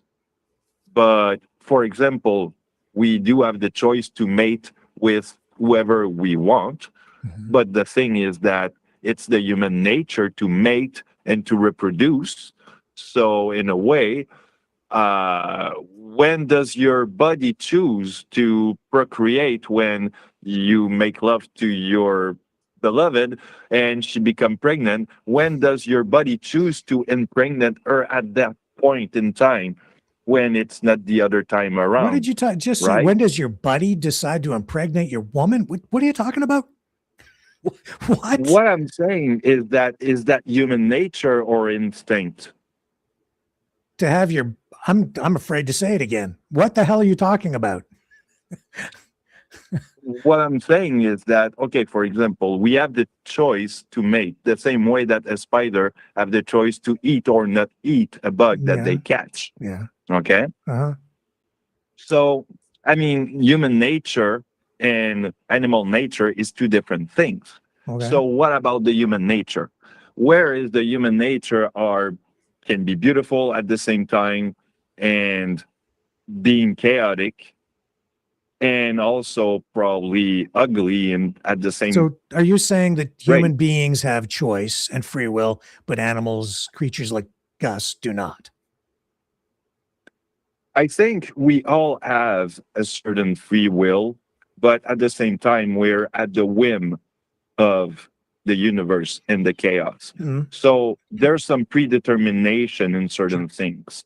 Of course, because we're influenced and we respond to our environment, the things around us, right? Whereas other, But some people believe the same that way that the biology of one person that would mate with a woman, how do you know that this person going to be the one? How do you know that this person is going to be the mother? Or, I mean, I can have multiple, girlfriend, and I don't know who's going to be the mother of the next one. I mean, it's biologic. And you see, Ian, at the same time, just having you speak like this just proves what I've been saying for the past 24 hours, which is, no, I am not the ladies' man. It is definitely you. Okay. So I am just telling you that, as much as some people in the chat were going on about me being a ladies' man, I'm like, well, I'm an old married dude with a dog, and I don't know if I really qualify as a ladies' man, right? In the new manosphere of clavicular and the tape bros, and now, of course, the sexiest Maverick alive, Ian the Rising Dragon. Because, man, you are the one with the rising dragon, and no wonder the ladies are lined up around the block, not to mention your French accent. I mean, that just has them swooning. There's no way for me to compete. Not that I even want to. It's not even a competition. It's just, there's no question. You are the sexiest Maverick alive. The crown must just by default go to you. Oh my God. I'm just saying. That's such an honor. I don't know what to say. I don't know what to say. It's such an honor. Not that I ever had the crown. I mean, just so many manly men out there, especially, wearing their capris and going without socks, showing off their pecs. Just, oh my God. And here I am. Well, yeah, I don't know.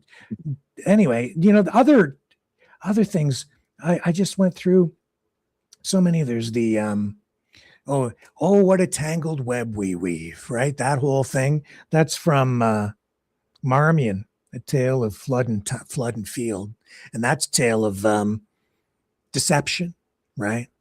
And so again, like there's another piece of literature which, as soon as I'm writing something about a spider, I can see why somebody might go, "Oh my God, what's the real message here? What's being referenced?" It could be that. It could be the 1958 The Fly, or there's this other one. You know, the "Come into my parlor," said the spider to the fly.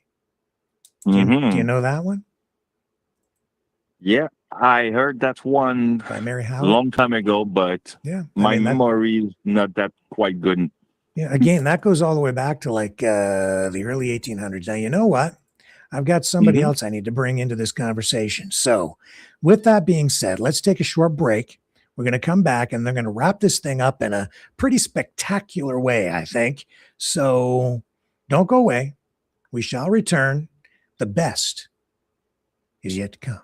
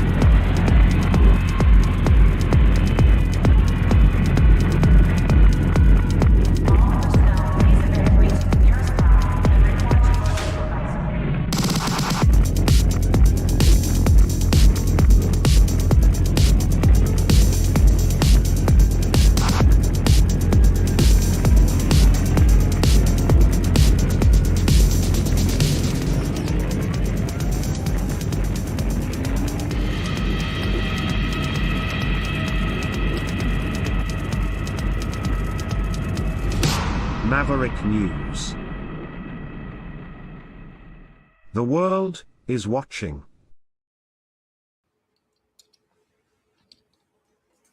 Okay, are you there? Yep. All right. So let me do this. Gonna make a phone call. Are you ready? Yep. Okay. Always. Okay. We need to bring somebody special in here. Let me see. Right there. There's the number I need. Let's do the dial.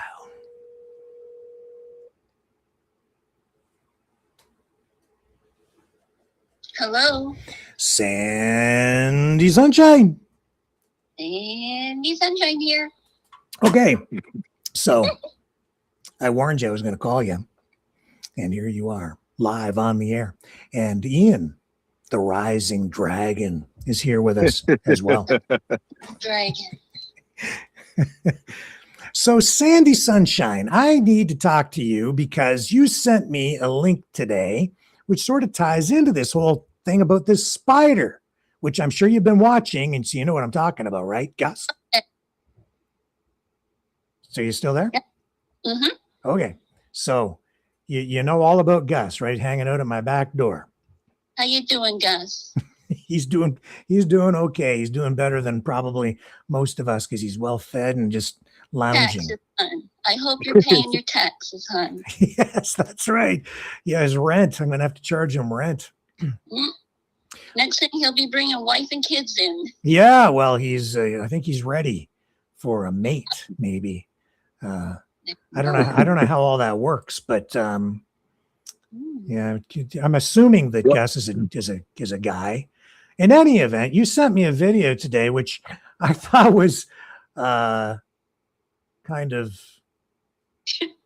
ironic in a way. You sent me the remarkable way that butterflies mate. Right. Right. Why did you send me that? Well, I saw one yesterday. Okay. Any particular kind? Outside. Yeah, it was beautiful. It was nice, and it's actually butterfly season. Oh, okay. Yeah. So that's why I sent it. And I went on YouTube today, and just by fluke, I'm like, okay, I'm gonna bork butterflies. Uh-huh. I gorked it. You and gorked it? You mean grokked it? Grokked it. I grokked it, or might be Gork, tomorrow. whatever. Same damn thing. Gorking, Yeah. grokking, gorking, same goddamn thing. Doesn't matter. So I started reading about them, and they mate for life. Yeah, and there's they don't live very long though. Butterflies. No, they don't, and they don't. They always know who their mate is, because how is that happening? Because they all look alike. What do you mean they all look alike? Well, monarch butterflies, they look the same. Yeah, I suppose they do. The markings are kind of all the same, right? Yeah, but they're beautiful. Oh, they are. Yes. They're a beautiful creature. Yeah. What do you know? What the difference is between a moth and a butterfly?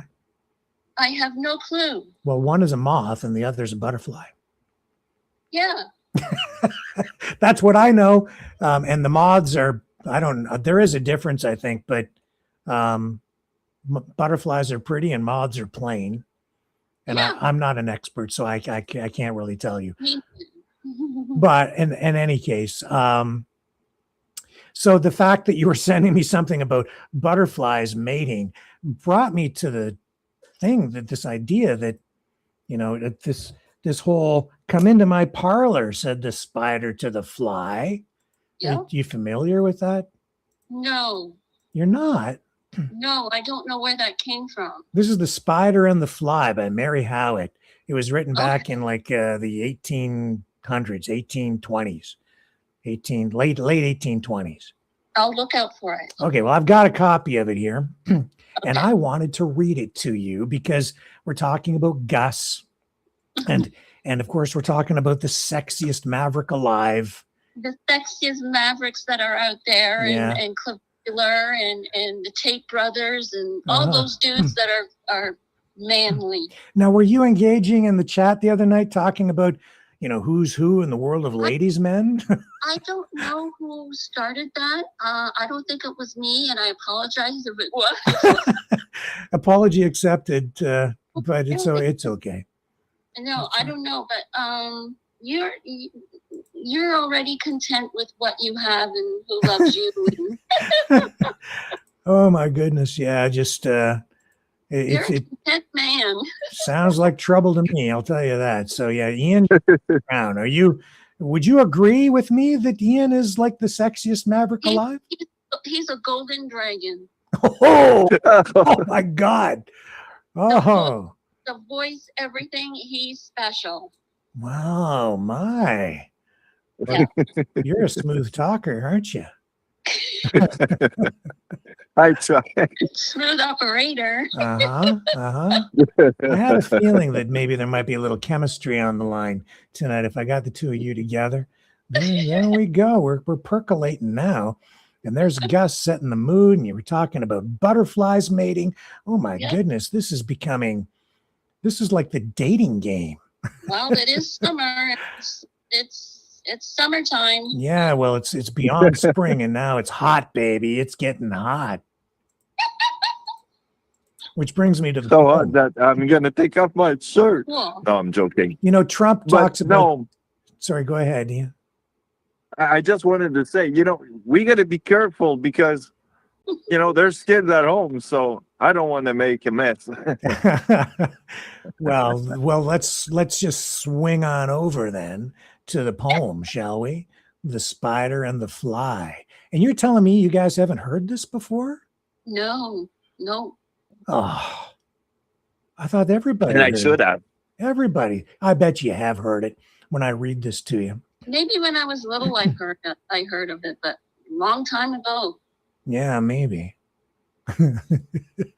Okay. Oh, also in a little bit, I'm going to run a really special video clip, and I can't run it in the system. So you're going to have to watch it off the screen of your computer or whatever. Okay. When we do that, so you can hear what it's about. Yeah. Okay. And then I've got something real special at the end for both of you guys. So. And I have a little tidbit poem, so you're going to like it. Oh, do you? I'll tell you what, why don't you read yours first? Okay. The itsy bitsy spider went up the water spout. Down came the rain and washed the spider out. Out came the sun and dried up all the rain, and the itsy bitsy spider came out the spout again. Rock and roll. Yeah. Rock the web. Okay, are you ready for the spider and the fly? This is way better than Trump's the snake, which is, why did you let me in? But this is kind of in the same vein in a way. And I hate to use the word vein since spiders suck the blood out of people, but not out of people. I guess they do. Well, you know what, Rick? Spiders, they're not all bad. Right. Misunderstood. Like Godzilla. Yeah. Yeah, you're right. They're not bad. They're not evil, are they? No. No. They're here for They're a more. reason. That's right. It just Spiders shows you. are more afraid of you They're than just one of you are God's afraid of creatures. them. That's right, Sandy. They're just one of God's creatures. Yep. Yeah, it just shows that we have to make room for everybody, everything, every creature. Well, if I have one in my apartment, I jump 10 feet in the air and I'm like, what? I'm like you, my friend. What? Yeah. Don't you come in my house? That's right. And if and again, this whole thing illustrates the power dynamics of nature, right? Where it seems like sometimes someone or something or some country even is the most powerful, when in reality, we all kind of need each other, right? In the end, we all need each other. And Trump can say, I don't need Mexico and I don't need Canada. We don't need anybody. I don't need anybody. It's like a petulant child. And it's there's no wisdom in that.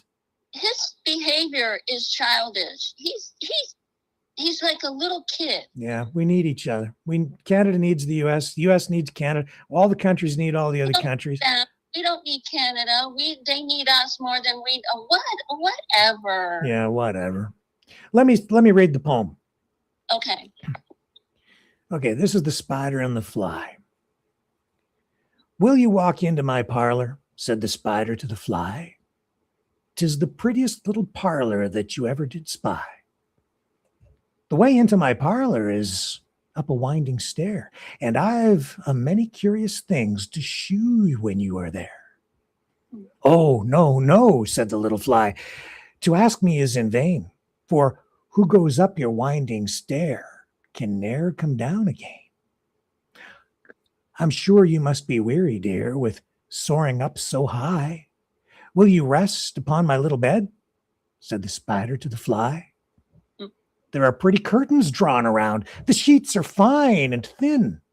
And if you like to rest a while, I'll snugly tuck you in. Oh, no, no, said the little fly, for I have often heard it said, they never, never wake again who sleep upon your bed. Said the cunning spider to the fly, dear friend, what can I do to prove the warm affection I've always felt for you? I have within my pantry good store of all that's nice. I'm sure you're very welcome. Will you please to take a slice? Oh, no, no, said the little fly. Kind sir, that cannot be. I've heard what's in your pantry, and I do not wish to see. Sweet creature, said the spider, you're witty and you're wise. How handsome are your gauzy wings. How brilliant are your eyes. I have a little looking glass upon my parlor shelf. If you'll step in one moment, dear, you shall behold yourself. Oh, I thank you, gentle sir, she said, for what you're pleased to say, and bidding you good morning now, I'll call another day. The spider turned him round about and went into his den, for well he knew the silly fly would soon come back again. So he wove a subtle web and a little corner sly, and set his table ready to dine upon the fly. Then he came out to his door again, and merrily did sing, Come hither, hither, pretty fly, with the pearl and silver wing. Your robes are green and purple. There's a crest upon your head. Your eyes are like the diamond bright, but mine are dull as lead.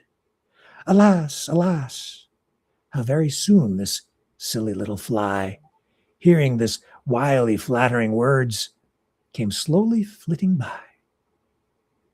With buzzing wings she hung aloft, then near and nearer drew, thinking only of her brilliant eyes and green and purple hue, thinking only of her crested head. Poor foolish thing. At last, up jumped the cunning spider and fiercely held her fast. He dragged her up his winding stair into his dismal den within his little parlor, but she ne'er came out again. And now, dear little children, who may this story read, to idle, silly, flattering words, I pray you ne'er give heed unto an evil counselor. Close heart and ear to eye, and take a lesson from this tale of the spider and the fly. What did you learn? What did I learn? Yeah, anybody learn anything? It's beautiful. It's scary as hell. And do not get Gave me the intimate. It's a question of not get. I think it says something about trust. Yes, Sandy, you're on it. That's right. Actually, I was about manipulation, mostly manipulation. Yes, manipulation. That's right. Mm-hmm. It's about flattery. Beautiful word. Mm-hmm. Using flattery to deceive and manipulate. He used charm to get her. Yeah. He did everything in his power to he wined and dined her to get her. Yeah. And look what happened. Yeah. Ne'er came out again. Yep. Yep. Got it. Et. She got et. Did the fly win? No, the fly got et. The fly got. The spider ate the fly by flattering the fly, telling the fly that she had beautiful wings and bright eyes, and then appealed to the fly's vanity. Would you like to come in? Look, I have a looking glass. You can look at yourself and see how beautiful you are. A vanity mirror. Yes. And so by appealing to the vanity of the fly, he was able to manipulate her. So you'll like this. When the fly looked into the mirror, what did the fly see? A snake. Oh, no. Well, yeah, I guess in a way, Well, a snake wrapped up in spider's clothing. Yeah. There you go. Yeah. Why did you bite me? Because you let me in. That's why. Snakes carry venom. Yeah. In this case, why did you bite me? Because I deceived you and brought you in, and now I'm going to bite you and bite you and bite you and eat you up, and I'm going to suck all your blood out, fly. And then at the end of the day, the fly wins. No, at the end of the day, the fly is freaking dead. Or dead. That's the point, Sandy. That's the point. That's the point. She tucked in a bed of rose. There you go. Absolutely, Rick. Yeah. And remember, so she tucked in the bed of rose. We need to be careful as a country who we trust. We've trusted, I think, put too much trust in our best friend to the south, who right now isn't our best friend because somebody else is taking control down there, and they're clearly not friendly. And can I point? Yeah. So the United States are still our neighbors, yes. But we don't have to like Trump. Right. That's how I use it. Yeah. And that's how I see it. We don't have to like the dude, but they're still our neighbors, and God only knows what's going on over there now. Yes, well, hopefully we come through this all in one piece. And our morality and our ethics is still intact, and we don't sell out, so many issues in play here. But the power dynamic is such that, sometimes on your program, you say the best thing at the end, God help us all. Yes, that's for sure, Sandy. God help us all. But we can't just rely on God, in my opinion. We have to take matters into our own hands, make our own decisions, take personal responsibility, and try to do the right things and use our superpowers for good, never for evil. Yeah. Right. Be intelligent with yourself. Yeah. Yeah. Mm-hmm. I think we can make it. Do you think that Gus has free will and agency, Sandy? I think he has a chance. Yeah, I suppose so. If he misbehaves, then if he gets in your house, well, you got to do what you got to do. Of course, how much agency does he really have, or free will, when he's completely unaware of the power that I have? Or is Gus unaware? Yeah. He runs away when I come too close. So instinctively he knows to get away from me. Or maybe it's more than instinct. Maybe it is a choice. If Gus was depressed and suicidal, he might say, go ahead, just do it. Just crush me. Squash me. But I don't know. I wonder if spiders get depressed. Yeah, I wonder if they have emotions. They have feelings, certainly physical feelings. They can sense temperature and flames and things like that. They run away from fire. Oh, they hate threats. fire. Yeah. Absolutely. But in any event, this this brings me to the next stage in all this. I was thinking, in addition to those poems, a lot of pop culture out there surrounding spiders, and specifically, like this is a Nickelodeon. This one's, I think, it was called The Spider. What did they call this one? I wasn't even aware of this. I found this just in passing today. This one's called, I think it's just called The Spider and the Fly. It was some weird claymation thing that, so I got a still shot of that to show you. Nickelodeon. And then.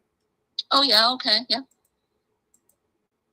The Rolling Stones have a song called The Spider and the Fly. It's an old one, not one of their better known tunes. Yeah. Have you ever heard that one? No. Oh, well, it's out there. It did a long time ago, but it's been a while I played the Stones. Yeah, and that's from an album called Out of Our Heads, I guess. And then what else do we have? I guess that kind of gets me to the end of that slide. I can give you one. Richard would have made a great president. I can give you one song, actually. A musician as a president. From System of a Down, Spider. Pretty intense, I would say, lyrics and telling in a way. I'm still here. Okay. Yeah, we're still here. I'm just listening to Ian speak. Oh, sorry. No, it's okay. So yeah, System of a Down. It's a good song, Spider. The lyrics are pretty telling, I would say. So then I was thinking, we couldn't have this conversation tonight without acknowledging Spider-Man, right? Yeah. Of course. Spider-Man. See, in the Ultimate Spider-Man. Does whatever a spider can. The 60s Spider-Man. That's right. I used to watch them. Yeah. Actually, the old cartoon from the 70s. The old cartoon. Yes, yeah, the 60s cartoons. Well, I have sort of an inside scoop on that whole Spider-Man series from the 60s, which I think is the ultimate Spider-Man, right? Do you know who did the voice of Spider-Man and Peter Parker? Ask you. Do you have any idea, Ian, who did the voice? No. His name was Paul Soles. Oh. And Paul Soles, here's some fun facts and trivia for you. Paul Soles worked at the same TV station that I worked at. Now, I didn't work there when Paul Soles was there. He went to the University of Western Ontario in London, here in Ontario, and he dropped out. And when he dropped out, when he was a young man, he went to work at CFPL Radio and then later at the television station there. And he also had a career in theater, he was fairly successful. He also was very fortunate and managed to get a gig as the voice of Peter Parker and Spider-Man in that 1960s. Wow. So he was a voiceover series, right? Which is it's the iconic, it's the best by far Spider-Man series out there, in my humble opinion. And so I've always, I never met him, but I bring it up tonight just because all of this stuff about spiders came up. And I think it's pretty cool. I always thought it was really cool that I got to work at the same television station at one point as Paul Soles did. What an honor. That's nice. Small world. Nice. So what I did is I looked up some stuff with Paul Soles. He died a few years back. He lived to the age of 90. And he was was doing comic conventions right up until his later years. Yeah. And he was interviewed by a gentleman by the name of Nick Moretti with the Comics, Beer, and Sci-Fi channel on YouTube. So I pulled a little clip from that, and you guys can look that up online if you would like to watch the full interview with Paul Soles, the voice of Spider-Man. And this is the clip that I'm going to run now. So if you want to watch this with me, guys, you have to watch it on your screen, on your computer, turn your audio up a little bit in order to participate in this aspect of it, because the audio won't pump through for you to hear it or see it. But I'm going to play this for the audience and the rest of our Maverick family. So I'll just a very short clip of Paul Soles, little trivia, and I don't know, point of personal pride for me, just because he's a really cool guy. And I get the honor of saying I got to work at the same station as he did at one point. Here he is, Paul Soles. And I think a lot of people kind of looked at Stan Lee when he created it and said, what? You've got a superhero who was wearing a full costume. He's not very good getting it on with the girls, and he's a scientist and teenager. I mean, this is not a superhero. Well, Lee persisted, of course, and the rest is legend. Now, as I said at the top of the interview, I'm extremely biased, but for my money, no one has ever played that character better than you. You captured Peter Parker and Spider-Man both so perfectly. How did you prepare to play the role? How did you tackle the role, if you will? I think you're very kind, but for a person like me, not a big stud, wildly good-looking or anything, Peter Parker was a lot easier to play. An earnest guy, enjoyed taking pictures, keen to be a good employee, work for J. Jonah Jameson. To play Spidey, though, a superhero, was not that easy. The great, legendary Paul Soles, it's been my privilege and pleasure to interview you, sir. Thank you so much. And there you have it, Paul Soles. Now, did you hear what he said, you guys, about not being popular with the ladies? Spider-Man, he said this superhero, and Paul Soles himself said, hey, he wasn't a really terribly good-looking guy, and he wasn't really, popular or successful with the ladies. But when it comes right down to it, really, he was absolutely both Spider-Man and Peter Parker and Paul Soles himself. I'd say not only were they absolutely ladies' men, they were absolutely mavericks. They were maverick men. What do you think? Yeah, I think so. Yeah, I do. I think you're right. The Spider-Man uniform out and about, I'm sure the ladies would would run up to him. Yeah. Spider-Man, save me. And that being said, Sandy, I think from your earlier comments, I'm getting and since this is kind of the dating game, I'm thinking that maybe am I on the right track? Am I sensing you kind of taking a bit of a shine to the rising dragon? The dragon? I think I have a little crush on him. Oh. Messenger sometimes, and I send him a little giggle, and I'll go, ha, ha, ha, ha, ha, ha. Oh, do that again. That's do it again. Do it again. Do it once in a while. Do your medicine button. I get him going. Do it again. That's so I'll funny try and when get she him does up. that. Get up. Ha, ha, ha, ha. There you go, guys. I'm like, oh my God. And so I think what we have here is an exclusive story, breaking news. I think maybe do we have it? Do you guys, is there did this result in a date? I've been wanting to meet Dragon, but like I would go to Montreal. I haven't been to Montreal in a very long time, but it's sketchy there. Yeah, well, there's a lot going on over there, Rick. There's a lot of stuff going on over there, and I've been kind of iffy about wanting to go down there. Yes, okay. Well, I'll let you guys kind of work that out, but oh, he's fun to hang out with, and he's really good to talk with. He's really good to chat with. I just tease him sometimes. Just what I heard today. How does that make you feel, Ian? When she laughs like that, does that make your dragon rise? Oh my God. No, I find it funny though, because that comes from a conversation that we had about Beavis and Butthead, and actually and we do sometimes, play the roles just because it's funny. Oh well, now you're getting somewhere. So Sandy, just a piece of work. Yeah, just do me a favor, will you? Can you just in some way just put this whole question of who's the sexiest Maverick alive, just put it to bed for me tonight. Just put it all to rest. Please just get me out of the picture. Go ahead and in your own way crown the king, will you? I can't say you're married. You're exactly. That's right. Just please, just crown the king.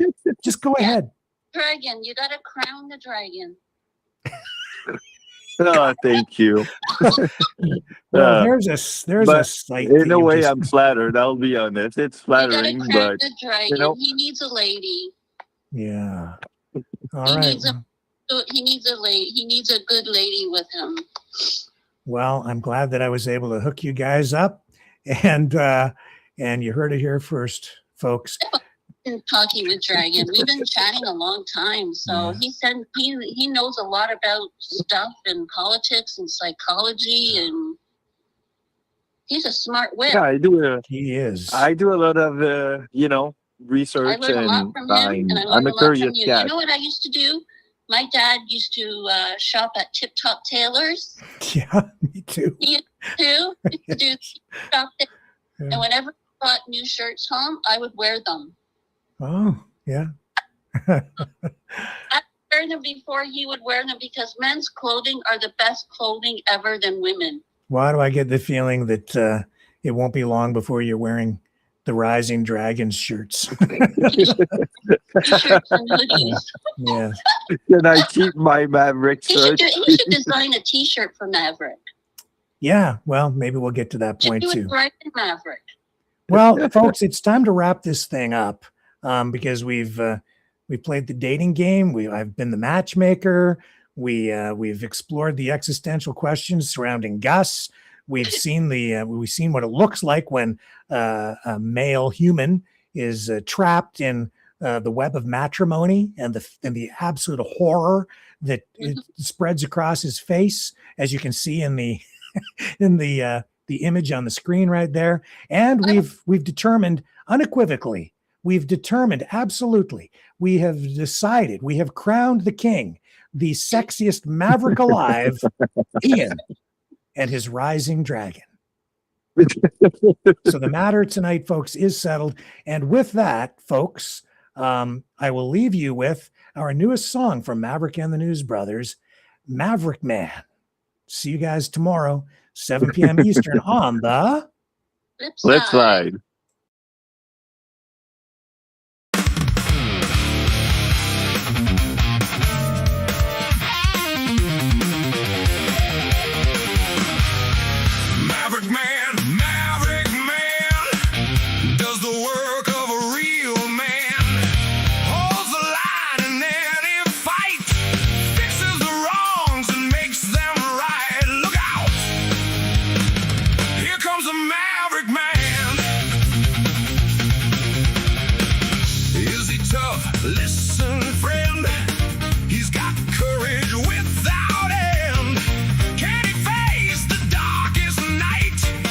He defeats them with pure light. Hey there!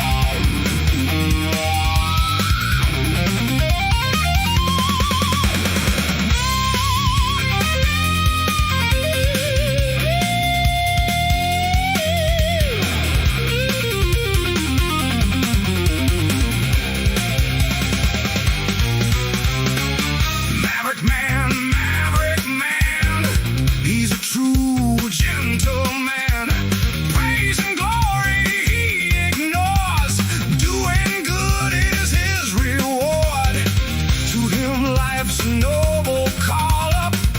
Wherever there's a foul up, you'll find the Maverick Man. Hey there, that's a real Maverick